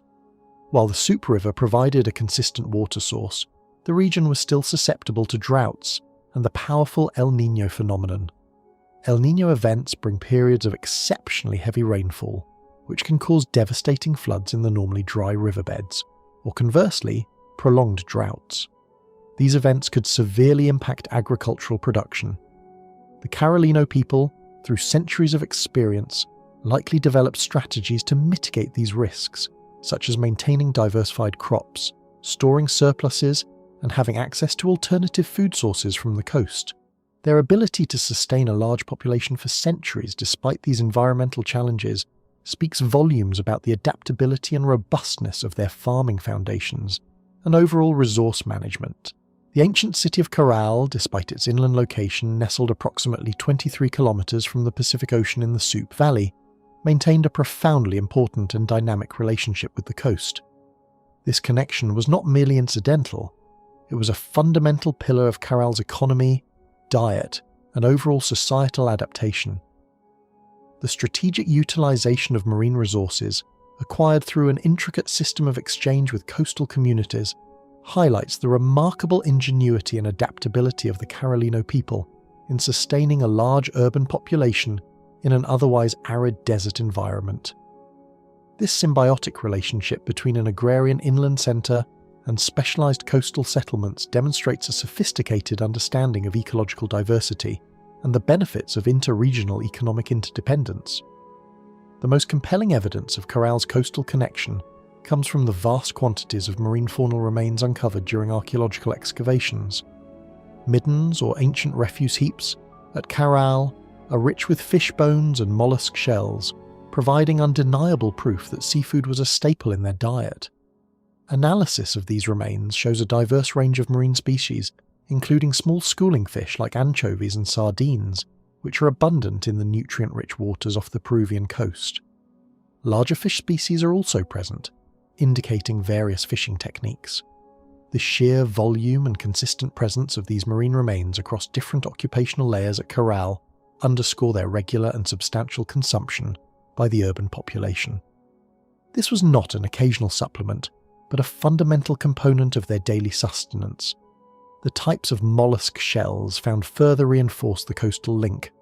While some might have been collected directly from beaches, others, such as various types of bivalves and gastropods, would have been harvested from rocky shores or shallow waters. The sheer quantities suggest systematic collection or trade rather than sporadic foraging. The preparation of these marine resources for inland transport would have been a crucial step. Fish would have been dried or salted to preserve them for the journey from the coast to Caral, ensuring their edibility and extending their shelf life. This processing speaks to the practical knowledge of food preservation held by the coastal communities and the logistical planning required for efficient exchange. While Caral itself was an inland agricultural centre, archaeological evidence does not suggest that the Carolino people were regularly travelling to the coast themselves to fish on a large scale. Instead, the evidence points to a robust and mutually beneficial trade relationship with specialised fishing communities located directly on the Pacific shoreline. These coastal settlements would have been experts in marine resource extraction, employing various fishing techniques adapted to the rich Humboldt Current. Although direct archaeological evidence for their tools is scarce, it is inferred that they used nets, likely woven from cotton supplied by inland communities, hooks made from bone or shell, and possibly reed boats or rafts for deeper water fishing. These coastal specialists harnessed the ocean's bounty, creating a surplus that could be exchanged for products they could not produce themselves. The core of this exchange system was a symbiotic relationship. Caral and its neighbouring inland sites in the Soup Valley specialised in irrigated agriculture, particularly the cultivation of cotton. This cotton was not only used for domestic purposes like clothing and bags, but was also a highly valued commodity for trade. In return for their cotton textiles and other agricultural products like gourds and beans, the inland communities received dried fish, shellfish, and other marine resources from the coastal specialists. This reciprocal trade allowed each community to focus on what its environment and expertise best suited it for, maximizing productivity and creating an interdependent economy. This division of labour and mutual reliance fostered strong bonds between the different ecological zones and the communities inhabiting them. The routes for this trade were primarily overland, connecting the coastal settlements directly with Caral and other inland sites along the Soup River. While the distance of approximately 23 kilometres might seem short, it traversed arid desert terrain, making efficient transport crucial. Human carriers would have transported the dried fish and shellfish inland, perhaps utilising established pathways. The exchange points would have been strategically located, fostering regular interaction and negotiation between the inland agriculturalists and the coastal fishers. This localised regional trade network was the lifeblood of the Carolino economy, ensuring a consistent flow of essential dietary components and valuable commodities. The regularity of this exchange would have created consistent daily routines for many people involved in either production or transport. The contribution of this coastal connection to Caral's diet and economy cannot be overstated. From a dietary perspective, marine protein provided a vital and reliable food source that complemented the carbohydrates and plant-based proteins from agriculture. This diversification of their diet made the Carolino population more resilient to potential fluctuations in agricultural output due to droughts or other environmental challenges. If a harvest was poor, the marine resources could provide a crucial buffer, ensuring food security for the large urban population. This mixed subsistence strategy was a key adaptation to the variable environment of coastal Peru. It allowed Caral to sustain its urban growth and monumental construction by mitigating the risks associated with reliance on a single food source. Economically, the coastal connection allowed Caral to specialise in cotton production as a major trade commodity. This focus on a non-food crop for external exchange is a mark of a sophisticated economy. By effectively trading their cotton for marine protein, Caral could optimise its agricultural land for high-value fibre production, rather than having to devote all its arable land to diverse food crops. This specialisation led to greater efficiency and productivity, contributing to Caral's overall economic prosperity and its ability to support a large population of non-food producing specialists, such as builders, weavers, and religious leaders. The value of this trade was not just about survival. It was about building wealth and power within their specific ecological niche. The trade networks also had significant cultural and social implications, fostering interdependence and cultural exchange between distinct communities. The regular interaction between inland and coastal groups would have facilitated the exchange of not just goods, but also ideas, knowledge, and even spiritual beliefs. Practical skills related to fishing, preservation, or textile production could have been shared and refined. Cultural practices and symbolic meanings might have travelled along these trade routes, influencing the wider region. This interdependence between different groups likely contributed to a broader sense of regional cohesion and stability, suggesting that the benefits of peaceful exchange outweighed any potential for conflict. The shared economic interest fostered a shared social bond. Beyond the vital exchange of basic subsistence goods, Caral's coastal connections extended to long-distance trade for prestige items. The most striking example is the spondylus shell. As mentioned earlier, spondylus shells are native to the warmer waters off the coast of Ecuador, hundreds of kilometres to the north. Their presence at Caral indicates an even broader network of coastal trade, reaching far beyond the immediate Peruvian coast. These shells were highly valued throughout the ancient Andes for their vivid colours, their rarity, and their profound symbolic associations with water, fertility, and social status. They were often used in ritual offerings, personal adornment for elites, or as indicators of prestige. The acquisition of such exotic goods demonstrates Caral's extensive reach and its participation in a wider maritime exchange system, showcasing its influence and its ability to command valuable resources. The use of pelican bones for the construction of flutes found at Caral also symbolically reinforces the coastal connection. Pelicans are distinctly coastal birds. Their bones being used for sacred musical instruments suggests an integration of coastal elements, not just into their diet, but also into their spiritual life and cosmology. This indicates that the sea and its creatures held symbolic significance for the Carolino people, perhaps representing aspects of their deities or their connection to the maritime world. This blending of terrestrial and marine symbolism within their most sacred objects reflects a worldview that encompassed and valued both components of their environment. The coastal connection was therefore not just economic, but deeply cultural and spiritual. The ancient inhabitants of Caral demonstrated an astonishing level of technical mastery and craftsmanship, especially considering the seemingly simple tools and materials at their disposal. Their achievements in building vast monumental structures, maintaining complex irrigation systems, and producing essential goods were accomplished without the benefit of metal tools, the wheel, or beasts of burden. This showcases a profound understanding of natural materials, engineering principles, and an impressive capacity for organized labor. The technical skills of the Carolino people were not merely practical, they were a cornerstone of their complex society, enabling their economy, their urban development, and their enduring cultural legacy. Their ingenuity in adapting available resources to meet sophisticated needs is truly remarkable. One of the most outstanding examples of Caral's technical mastery is their proficiency in textile production, particularly with cotton. Cotton was a crucially important crop, cultivated extensively in the Soup Valley. The process of transforming raw cotton into usable fibers and then into finished textiles required significant technical skill and specialized knowledge. After harvesting the cotton bolls, the fibers needed to be separated from the seeds, a process known as ginning. Then, the cotton fibers would be spun into thread using simple spindle whirls. These small, often ceramic or stone discs would be attached to a stick and rotated to twist the fibers into a continuous thread. The consistency and fineness of the thread produced indicate a high level of skill in this spinning technique. This daily activity was a core domestic industry for many Carolino households. Once the thread was spun, it was then woven into textiles. While no complete looms have been preserved, archaeologists infer that basic backstrap looms or similar simple weaving devices were used.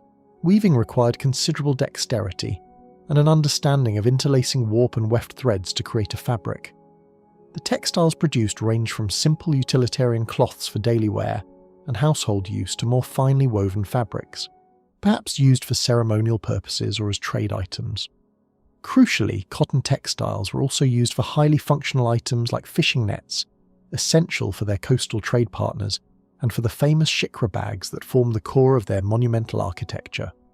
The widespread and diverse use of cotton textiles highlights a specialized and technically advanced industry central to Caral's economy and daily life. The quality of their weaving suggests a long tradition of perfected skill. Beyond textiles, the Carolino people also exhibited considerable technical mastery in basketry and the production of mats. These essential items were crafted from various plant fibers such as reeds and rushes, abundantly available along the Soup River. The techniques employed would have included coiling, plaiting, and twining. Baskets served a multitude of purposes, from storage containers for food and other goods to transport vessels for carrying harvested crops or materials for construction. Mats were used for sleeping surfaces, as floor coverings, or even as temporary shelters. The intricate patterns and durable construction of archaeological basketry and mat fragments indicate a high level of skill and knowledge of material properties. These crafts were vital for domestic life and likely involved a significant portion of the population, demonstrating practical ingenuity in utilizing natural resources for everyday needs. The manufacture of stone tools showcases another facet of their technical abilities. Despite the absence of metal, Carolino craftspeople produced a variety of effective tools from locally available stones. River cobbles were often used as hammers or pounders for processing other materials, or for the initial shaping of larger stones for construction. Flaking techniques were employed to create sharp-edged tools like knives, scrapers, and choppers from various types of stone, including obsidian, which was acquired through trade. The precision with which flakes were removed to create a desired edge indicates a clear understanding of lithic properties. Grinding and polishing techniques were also used for certain tools, such as manos and metates for grinding grains and other plant foods. The continuous need for these tools in daily life and in monumental construction meant that stoneworking was a fundamental and ongoing technical skill. Bone tools also played a significant role in Caral's technological repertoire. Animal bones, particularly from larger birds and mammals, were carefully selected and modified to create various implements. Awls, used for piercing materials like leather or textiles, and needles for sewing or weaving were common bone tools.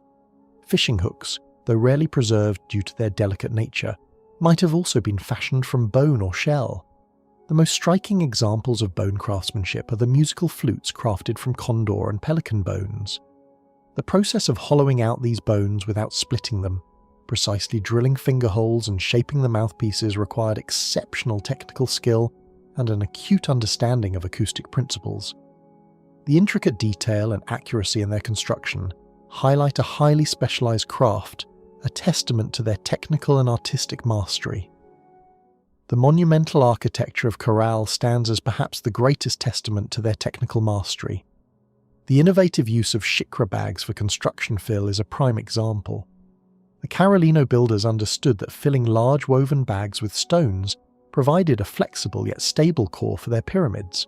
This technique offered superior seismic resistance compared to solid fill, allowing their structures to withstand earthquakes in a highly active zone. The meticulous placement of these bags in successive layers required careful planning and coordination. The engineering principles behind shalira, a type of layered fill, show a deep practical knowledge of construction mechanics. This method allowed for efficient distribution of load and effective drainage, further demonstrating their sophisticated understanding of building physics. Their stonemasonry techniques, though lacking the fine finish of later Inca work, were perfectly suited to their needs and available materials. The builders expertly used river cobbles and roughly dressed stones to construct retaining walls and facades. They understood how to create stable structures through careful stacking and the use of mud mortar and clay plaster for finishing. The precision in laying out the perfectly circular sunken plazas and the linear ramps and staircases reveals an advanced grasp of geometry and surveying. They had methods for establishing precise angles and curves over large areas, demonstrating a technical ability to translate complex designs into monumental reality without modern instruments. The consistent orientation of their structures to astronomical points further implies a mastery of observational astronomy integrated into their technical planning. Water management was another critical area of Caral's technical prowess.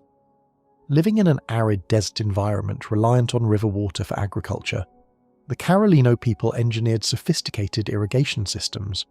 This involved the technical challenge of diverting water from the Super River through a network of main canals and secondary channels to distribute water efficiently across their fields. Designing canals with the correct slope to ensure water flow without causing erosion or stagnation required a deep practical understanding of hydrology. The construction and ongoing maintenance of these extensive canal networks were monumental engineering feats, requiring collective effort and technical knowledge of channel lining, diversion structures, and sediment removal. Their ability to sustain intensive agriculture for centuries underscores their sustained technical mastery in managing this vital resource. The nature of governance in ancient Caral remains a subject of ongoing archaeological investigation and scholarly debate. The absence of a writing system and the limited direct depictions of rulers or political structures necessitate a careful interpretation of the available material evidence to infer how this early urban society was organized and governed. Unlike some contemporary civilizations in Mesopotamia or Egypt, Caral does not present clear evidence of a powerful, centralized state with a single ruler, extensive bureaucracy, or a strong military apparatus. Instead, the archaeological record suggests a more nuanced and potentially less hierarchical system, possibly rooted in religious authority and communal consensus, rather than overt coercion or dynastic succession.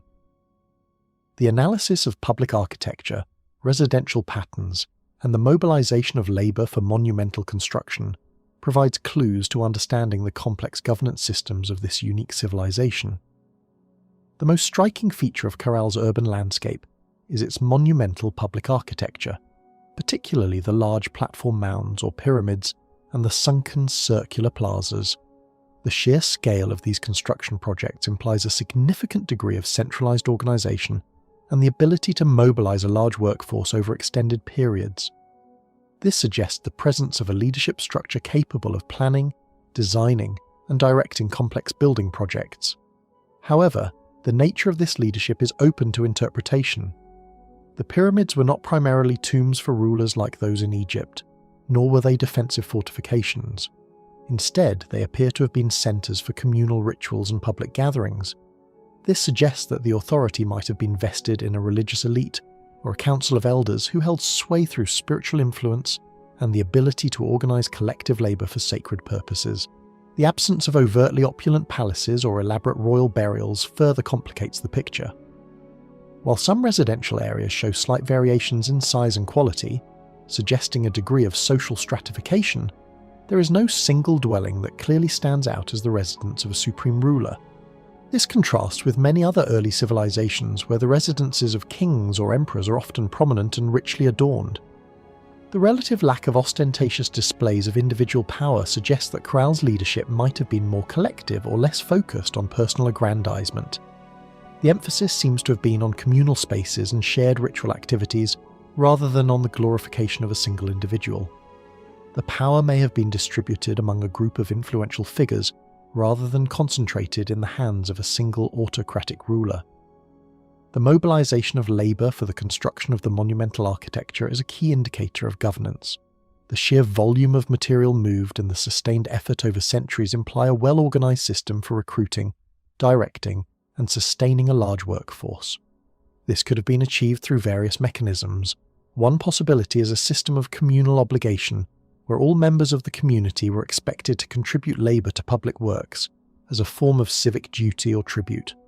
Another possibility is a form of corvée labor, where individuals were required to work for a certain period each year on public projects. A third possibility is that labor was organized and directed by religious leaders who inspired participation through spiritual incentives and the promise of divine favor. The specific mechanism is not entirely clear, but the scale of the construction projects undeniably points to a powerful organizing force. The management of resources, particularly water, was also crucial for governance. The arid environment of the Soup Valley necessitated a sophisticated irrigation system to support agriculture. The construction, maintenance, and equitable distribution of water through canals and channels would have required a centralized authority capable of planning, managing, and enforcing rules related to water access. This water management function might have been performed by a specialized group of engineers or by the same religious or civic leaders who oversaw the monumental construction. The ability to control and distribute this vital resource would have been a significant source of power and influence. The efficient allocation of water was essential for the survival and prosperity of the entire community. The economic system of Caral, based on a combination of agriculture, trade, and fishing, also implies a degree of governance. The exchange of cotton textiles for marine resources and the acquisition of exotic goods like spondylus shells from distant regions required a system for managing production, distribution, and trade. This could have involved specialized traders or merchants and a system for regulating exchanges. The organization of this economic activity might have been overseen by a specific group within the leadership structure, ensuring fair trade and the efficient flow of goods. The economic interdependence between different communities in the region would have necessitated some form of diplomatic relations and agreements, further suggesting a system of governance that extended beyond the immediate urban center. The social structure of Caral, as inferred from archaeological evidence, also provides clues about its governance. While not overtly hierarchical, there are indications of social differentiation. Some residential areas are larger or better constructed, suggesting that they belong to individuals or families of higher status. The presence of specialized craftspeople, such as weavers and toolmakers, implies a division of labor and a degree of economic specialization. This social complexity would have required a system for managing relations between different groups and for resolving conflicts. The governance system would have needed to maintain social order and ensure the smooth functioning of this diverse urban society. The spiritual life of Caral was deeply intertwined with its governance. The monumental architecture served as centres for communal rituals and ceremonies. The leaders who organised and conducted these ceremonies likely held significant power and influence. Their ability to mediate between the human and divine realms and to interpret spiritual signs would have given them a unique authority. This religious authority might have been the primary basis for governance in Caral, with leaders deriving their power from their perceived connection to the sacred. The shared belief system and the communal participation in rituals would have been powerful forces for social cohesion and obedience. The possibility of a more egalitarian system in Caral has also been considered. The lack of overt displays of individual power and the emphasis on communal spaces suggest that decision-making might have been more consensus-based. A council of elders representing different groups or neighbourhoods within the city could have played a role in governance. This system would have emphasised collective decision-making and the participation of a broader segment of the population in civic affairs. While a completely egalitarian society is unlikely given the scale of the monumental construction projects, the governance might have been more participatory than in some other early civilizations. The ancient city of Caral, as the largest and most complex settlement within the Norte Chico, or Super Valley civilization, exerted a significant influence over its surrounding region and beyond. This influence manifested in various ways, including shared cultural traits, trade relationships, and the potential dissemination of innovative technologies and social structures. Understanding Caral's regional impact is crucial for appreciating its role in the broader development of Andean civilization and for recognizing its contribution to the unique trajectory of early urbanism in the Americas. The evidence suggests that Caral was not an isolated phenomenon, but rather the center of a thriving network of interconnected communities. The most direct evidence of Caral's regional influence comes from the shared cultural traits observed at other contemporary sites within the Soup Valley and neighboring coastal valleys. These sites, collectively known as the Norte Chico civilization, exhibit a distinct architectural style characterized by platform mounds, sunken circular plazas, and the use of shikra bag construction. The consistent presence of these architectural features across multiple settlements indicates a shared cultural identity and a degree of interaction and exchange between these communities. Caral, as the largest and most elaborate of these sites, likely served as a model or a source of inspiration for the architectural designs of other settlements. The standardization of these architectural forms suggests a degree of cultural cohesion and perhaps a shared religious or ideological framework. The size and complexity of Caral itself would have made it a focal point for the region. Its monumental architecture would have been visible for miles, attracting people from surrounding areas. The sheer scale of its public works would have impressed upon visitors the power and organizational capacity of the Carolino society. This could have led to the emulation of Caral's architectural styles and urban planning in other settlements, as a way of demonstrating their own status or aligning themselves with a powerful and successful centre. The visible presence of Caral's grandeur would have had a profound impact on the smaller communities in its sphere of influence. Trade relationships were a key factor in Caral's regional influence. As a major centre of cotton textile production, Caral would have been a significant hub for exchange. Its textiles were likely traded with coastal communities for marine resources such as fish and shellfish. This exchange network would have created economic interdependence between Caral and its neighbours. The demand for Caral's cotton textiles would have stimulated agricultural production in the Soup Valley and beyond. This economic influence could have extended to other valleys as well, creating a wider regional network centred on Caral's economic strength. The control of this trade could have been a source of power for Caral. The acquisition of exotic goods, such as spondylus shells from distant regions, also points to Caral's role as a regional trading centre. These shells were likely traded through a relay system with various intermediary communities, facilitating their movement from the Ecuadorian coast to Caral. The presence of these high-value items at Caral suggests that it was a major destination for long-distance trade, attracting goods and people from far away. This economic role would have enhanced Caral's prestige and influence over the surrounding communities. The ability to acquire and distribute such valuable items would have been a source of power and status. The potential dissemination of innovative technologies from Caral to other settlements is another aspect of its regional influence. The sophisticated irrigation systems developed in the Soup Valley to support agriculture could have been adopted or adapted by other communities in the region. The knowledge of constructing durable buildings using shikra bags and earthquake-resistant techniques could have spread from Caral to other areas. The technical expertise developed in Caral would have been a valuable resource that could have been shared with its neighbours. This technological transfer could have contributed to the overall development and prosperity of the region. The social and political organisation of Caral might have also served as a model for other communities. While the precise nature of Caral's governance is debated, its ability to mobilise large-scale labour for monumental construction implies a sophisticated organisational structure.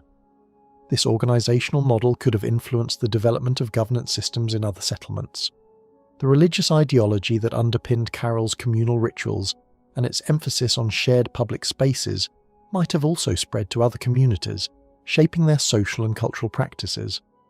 The very success of Caral as an urban centre could have inspired other communities to emulate its social and political structures. The archaeological record also reveals evidence of shared artistic and symbolic expressions across the Norte Chico civilization. While Caral does not exhibit elaborate pictorial art, the recurring presence of certain motifs and design elements in figurines, textiles, and architectural details suggests a shared symbolic language. This shared symbolism could have been a reflection of a common religious or cosmological worldview that originated in Caral and spread to other communities. The standardization of certain artistic conventions points to a degree of cultural interaction and influence. The influence of Caral might have extended beyond the immediate Soup Valley. The Norte Chico civilization as a whole represents an early example of complex social organization and urban development in the Americas. Its very existence challenged previous assumptions about the timeline of civilization in the New World. The success of Caral and its neighboring settlements could have influenced the development of later cultures in the Andean region. The innovations and achievements of the Norte Chico civilization might have laid the groundwork for the emergence of later, more complex societies. Caral's legacy as an early urban centre would have had a long-term impact on the trajectory of Andean history. The nature of Caral's influence was likely multifaceted. It was not a case of direct political control or military conquest. Instead, its influence was more subtle and pervasive, operating through economic exchange, cultural exchange, and the dissemination of ideas and technologies. Caral's size, wealth, and prestige would have made it a centre of attraction and emulation. Its success as an urban centre would have inspired other communities to adopt its innovations and to participate in its economic and cultural networks. This influence was not imposed, but rather adopted voluntarily by communities seeking to benefit from their association with a powerful and prosperous centre. The extent of Caral's influence is still being investigated by archaeologists. The precise mechanisms of interaction and exchange between Caral and other settlements are not fully understood. The archaeological record provides a snapshot of the past, but the dynamics of these ancient societies were complex and multifaceted. Ongoing research continues to shed light on the nature and extent of Caral's regional impact and its role in shaping the early history of the Andean region. The ongoing discoveries in the Soup Valley and beyond will continue to refine our understanding of Caral's place in the ancient world. The trajectory of ancient civilizations often follows a pattern of emergence, flourishing, and eventual decline. Caral, the remarkable urban centre in the Soup Valley, was no exception to this overarching historical reality. Despite its profound achievements in architecture, urban planning, and social organisation, and its sustained prosperity for several centuries, Caral eventually ceased to be a major cultural and economic hub. Its decline was not a sudden, cataclysmic event, such as a violent conquest or a rapid natural disaster that utterly erased the city from the map. Instead, archaeological evidence points to a more gradual process of abandonment and diminishing influence, likely driven by a complex interplay of environmental changes, internal socio-economic pressures, and shifts in regional power dynamics. Unravelling the specific factors that led to the twilight of such a thriving city is a critical endeavour, offering insights into the fragilities and vulnerabilities inherent even in highly sophisticated ancient societies. One of the most compelling and widely discussed theories regarding Caral's decline centres on environmental factors particularly climate change. The city's very existence in an arid coastal desert was predicated on its ability to harness the waters of the Super River through sophisticated irrigation systems. However, this reliance made Caral inherently vulnerable to fluctuations in precipitation in the distant Andean highlands, where the Super River originated. Paleoclimatological research, drawing on evidence from ice cores and lake sediments, indicates that the period corresponding to Caral's decline, roughly after 2000 BCE, witnessed significant and prolonged climatic shifts. These shifts included extended periods of drought, which would have drastically reduced the flow of the Super River. A diminished water supply would have crippled Caral's agricultural base, leading to widespread crop failures and severe food shortages. For a large urban population dependent on intensive irrigation, such conditions would have been catastrophic, making it increasingly difficult to sustain life within the city walls. The sustained lack of water would have slowly choked the very life out of the valley's intricate farming system. Beyond general aridity, the Peruvian coast is also heavily influenced by the El Niño Southern Oscillation (ENSO) phenomenon. While El Niño events are natural and cyclical, archaeological and paleoclimatological data suggest that around the time of Caral's decline, there may have been an increase in the frequency or intensity of extreme El Niño events. These events can bring devastating torrential rains to the normally dry coastal desert, leading to massive floods, landslides, and the destruction of irrigation canals and agricultural fields. Such sudden and violent hydrological shifts would have repeatedly disrupted Caral's meticulously maintained agricultural infrastructure, making it difficult for the population to recover between events. Moreover, El Niño events also cause a warming of the Pacific Ocean waters off the coast of Peru, which drives away the cold, nutrient-rich Humboldt Current. This disruption would have drastically reduced fish populations, severely impacting the crucial marine resource component of Caral's diet and economy. The dual blow of terrestrial drought or flooding and marine resource collapse would have placed immense and unsustainable pressure on the city's subsistence strategies. Related to environmental stress is the potential for resource depletion within the immediate vicinity of Caral. Sustaining a large urban population for centuries would have placed considerable strain on local natural resources. The monumental construction efforts, for example, required vast quantities of stone and fibrous plants for shikra bags and other building materials. While initially abundant, continuous extraction could have depleted easily accessible sources, increasing the labour and cost associated with new construction or maintenance. Furthermore, the increasing demand for firewood for cooking, heating, and various industrial processes would have led to deforestation in the fragile desert ecosystem surrounding the Sup Valley. As local fuel sources dwindled, the population would have had to expend more effort to gather wood from increasingly distant areas, adding another layer of daily burden. Over centuries, even a seemingly inexhaustible supply of resources could be strained to a breaking point by a consistently large population. Internal socio-economic factors also likely played a role in Caral's decline. Prolonged environmental stresses such as recurrent droughts or floods would have placed immense strain on the social fabric. As food and water became scarcer, competition for resources could have intensified, leading to internal tensions or disputes. The elaborate irrigation systems, while a testament to their engineering prowess, required constant maintenance and collective effort. If the social cohesion weakened due to resource scarcity or internal strife, the communal labour necessary to maintain these vital systems might have broken down, further exacerbating the agricultural crisis. The very foundation of their society, built on collective action and shared resources, could have frayed under persistent stress. The leadership structure of Caral, which appeared to be rooted in religious authority and communal consensus, might also have been challenged during periods of prolonged crisis. If the religious elite, who were responsible for mediating with the divine and organising large-scale public works, failed to deliver solutions to the mounting environmental problems, if their rituals did not bring rain or ensure bountiful harvests, their legitimacy and authority could have waned. A loss of faith in leadership could lead to a breakdown in organisational capacity, making it harder to coordinate labour for irrigation maintenance or to manage resource distribution effectively.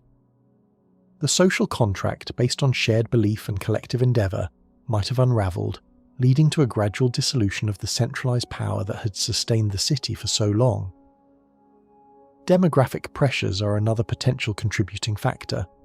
a large and growing urban population, while a sign of prosperity during Caral's flourishing period, would have continuously pushed the carrying capacity of the Soup Valley. Even with efficient agricultural practices and trade networks, there are limits to how many people a given environment can sustainably support. Overpopulation, combined with environmental stresses like drought or resource depletion, would have created a Malthusian trap where the population outstripped the available resources. This could lead to increased morbidity and mortality, decreased birth rates, and a gradual decline in the population residing within the urban centre, as people either died or migrated to more viable areas. Shifts in regional power dynamics also offer a plausible explanation for Caral's decline. As centuries passed, new complex societies might have begun to emerge or strengthen in other valleys, along the Peruvian coast or in the highlands. These nascent centres might have offered alternative trade routes, new economic opportunities, or different social and political models that began to draw away populations or influence from Caral.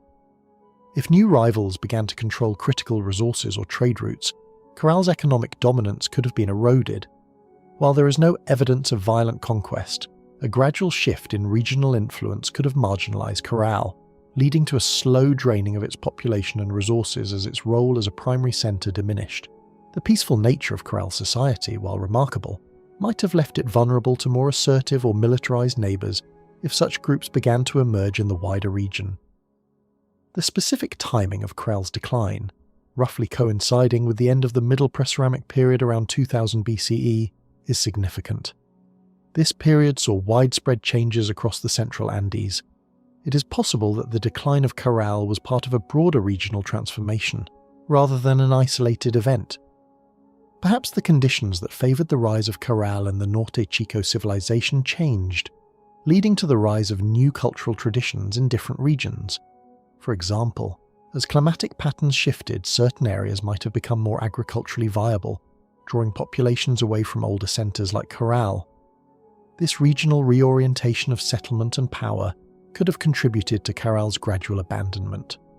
The nature of the abandonment of Caral reinforces the idea of a gradual decline rather than a catastrophic collapse. Archaeological excavations do not show widespread evidence of destruction by fire or violent conquest. Instead, there is evidence of reduced maintenance of structures, a slowing down or cessation of monumental construction, and a gradual dwindling of the population. People likely left the city over generations, migrating to other areas where conditions were more favourable or where new opportunities arose.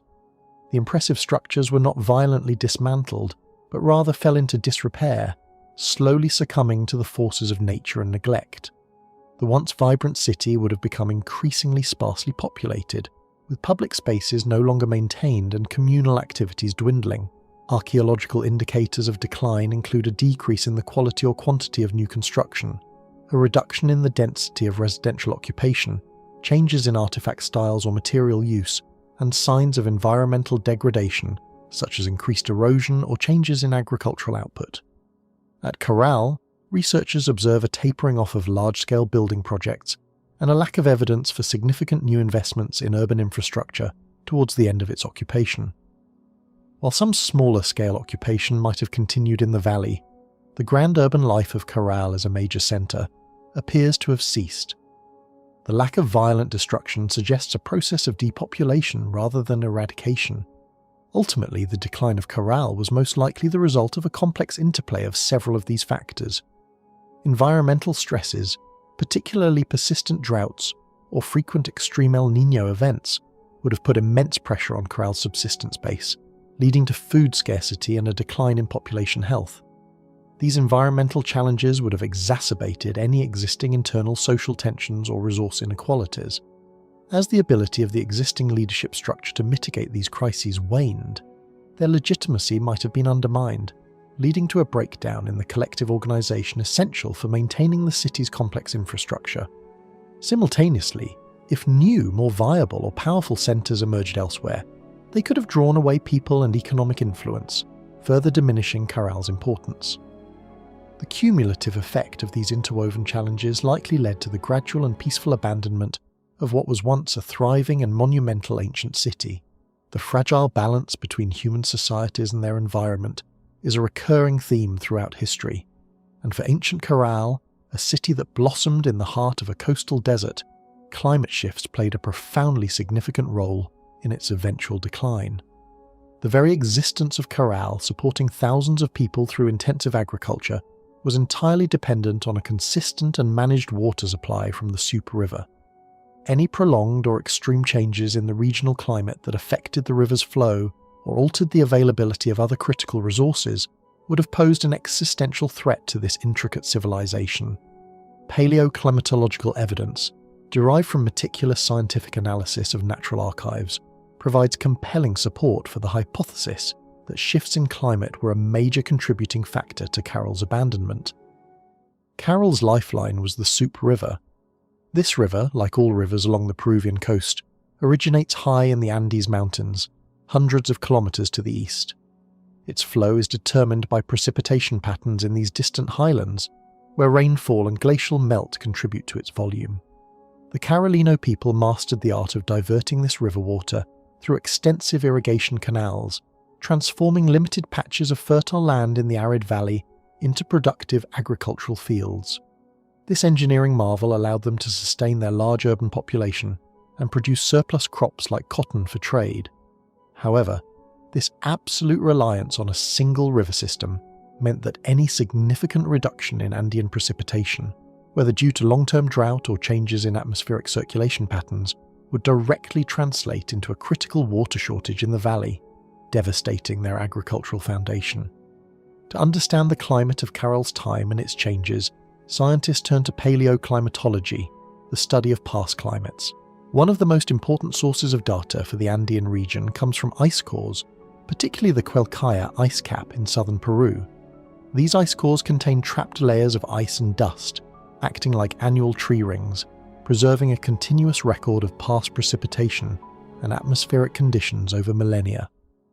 By analysing the isotopic composition of the ice and the concentration of dust particles, scientists can reconstruct periods of high and low precipitation. Data from Quelcaya and other ice cores have indeed shown periods of prolonged drought in the Andes around and after 2000 BCE, directly correlating with the period of Caral's decline. Such widespread and sustained aridity in the highlands would have starved the Supe River, leading to catastrophic water scarcity in the valley. Complementary paleoclimatological evidence comes from lake sediment cores. Sediments accumulating at the bottom of ancient lakes can preserve a record of environmental changes in the surrounding watershed. Changes in pollen types indicate shifts in vegetation, suggesting wetter or drier conditions. Variations in the types and amounts of minerals and organic matter can reveal changes in water levels, erosion rates, and the frequency of floods or droughts. Sediment cores from lakes in the Andean Altiplano and coastal regions have often provided independent corroboration of the drought periods identified in ice cores, strengthening the evidence for widespread aridity that would have negatively impacted river systems flowing to the coast, including the Supe. The consistency across these different proxy records adds confidence to the climate reconstruction. Crucially for Caral's unique coastal connection, marine sediment cores taken from the Pacific Ocean floor off the coast of Peru also provide vital paleoclimatological data. These cores contain layers of microscopic marine organisms and sediments that record changes in ocean temperature and current patterns over time. This is particularly important for reconstructing the history of the El Niño Southern Oscillation, ENSO.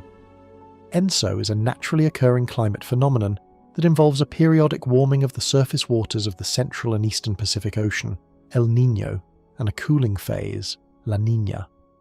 These shifts have profound impacts on weather patterns across the globe, including the Peruvian coast. Marine sediment cores can reveal periods when El Niño events were more frequent or more intense. The impact of El Niño events on the Peruvian coast is dual and often devastating. During a strong El Niño, the normally cold, nutrient-rich Humboldt Current, which flows northward along the Peruvian coast and supports its incredibly abundant marine life, is pushed offshore by warm water from the west. This drastic warming of coastal waters leads to a massive reduction in fish populations. For Caral, whose diet and economy relied heavily on the trade of marine resources from coastal communities, a persistent reduction in fish would have caused severe food shortages and economic disruption. The decline of this vital protein source would have placed immense stress on the population, forcing them to rely more heavily on increasingly strained agricultural resources. Conversely, strong El Niño events also bring torrential, unseasonal rains to the usually arid Peruvian coastal desert. While a desert needs rain, these El Niño rains are often too much, too fast. The normally dry riverbeds become raging torrents, causing massive floods and landslides that can destroy irrigation canals, agricultural fields, and even settlements. The sophisticated irrigation systems that were the lifeblood of Caral's agriculture would have been vulnerable to repeated destruction by these intense floodwaters, making it incredibly difficult to maintain food production. The cumulative effect of rebuilding canals after successive floods would have drained resources and labour, leading to widespread agricultural collapse. The mud and debris from landslides could also bury fertile land, rendering it unusable for cultivation for prolonged periods. During the periods between El Niño events, the coastal region can experience La Niña, the cold phase of ENSO, which often brings prolonged cool and dry conditions. While seemingly beneficial for coastal fish populations, a persistent La Niña could exacerbate the drought conditions originating in the Andes, further reducing river flow. Thus, the swings of ENSO, particularly if they became more frequent or extreme during Caral's later centuries, would have created a highly unstable and challenging environment for the civilization. The constant oscillation between devastating floods and debilitating droughts, combined with the collapse of marine resources during warming phases, would have made long-term planning and sustained agricultural output incredibly difficult. Specific paleoclimatological reconstructions indicate that around the transition from the Middle Preceramic to the Late Preceramic periods, roughly from 2200 to 1800 BCE, the Central Andes and its coastal plain experienced significant climatic instability. This period aligns well with the archaeological evidence for Caral's decline and eventual abandonment. Scientists have identified a long-term trend of increasing aridity, combined with more frequent and intense El Niño events during this time frame. This double blow of reduced river flow and disruptive coastal weather patterns would have systematically undermined the very environmental foundations upon which Caral's urbanism was built. The stability that allowed them to flourish for centuries gave way to unpredictable and extreme conditions. The role of climate shifts in Caral's decline should be understood not as a singular cause, but as a critical stress multiplier. No society, no matter how ingenious, is entirely immune to drastic environmental change. For Caral, a society heavily invested in complex irrigation agriculture and reliant on a specific marine economic symbiosis, extreme and prolonged climate shifts would have been particularly devastating. The environmental challenges would have cascaded into socio-economic problems. Crop failures due to drought or floods would lead to food scarcity and potentially famine. The collapse of marine resources during El Niño events would remove a vital dietary component and disrupt the crucial trade network that underpinned their economy. These environmental stresses would, in turn, exacerbate internal social tensions. As resources dwindled, competition could have intensified, leading to social unrest or migration away from the valley. The religious leadership, whose authority was likely linked to their ability to mediate with divine forces and ensure prosperity, might have lost legitimacy if they could not alleviate the persistent environmental crises. This erosion of faith in leadership could have led to a breakdown in the collective organisation necessary for maintaining irrigation systems and coordinating communal responses to disaster. People would have slowly abandoned the city in search of more hospitable environments or new opportunities, leading to the gradual depopulation observed archaeologically. While ancient societies demonstrated remarkable resilience and adaptability to climate variability, there comes a tipping point. Caral's engineers and organisers were experts at managing their environment, building irrigation systems and fostering trade that allowed them to thrive for centuries. However, if the climate changes became too rapid, too extreme, or too persistent, even the most sophisticated adaptations could be overwhelmed. The frequency and intensity of droughts and El Niño events beyond a certain threshold would have made it economically and socially unviable to maintain a large urban centre in the Soup Valley. The cumulative impact of generations facing these unrelenting environmental challenges would have inevitably led to the decline and eventual abandonment of the city. The legacy of Caral's decline underscores the profound and enduring relationship between human societies and their natural environment. It serves as a powerful historical example of how even the most advanced and well-organized civilizations can be vulnerable to sustained climatic pressures. The paleoclimatological evidence provides a compelling narrative for why such a flourishing city ceased to be a major center, demonstrating that the delicate balance of their ecological niche was ultimately disrupted by forces beyond their control. The story of Caral reminds us that understanding past climate shifts is crucial for comprehending the trajectories of ancient civilizations and for appreciating the deep connections between environmental stability and human societal resilience.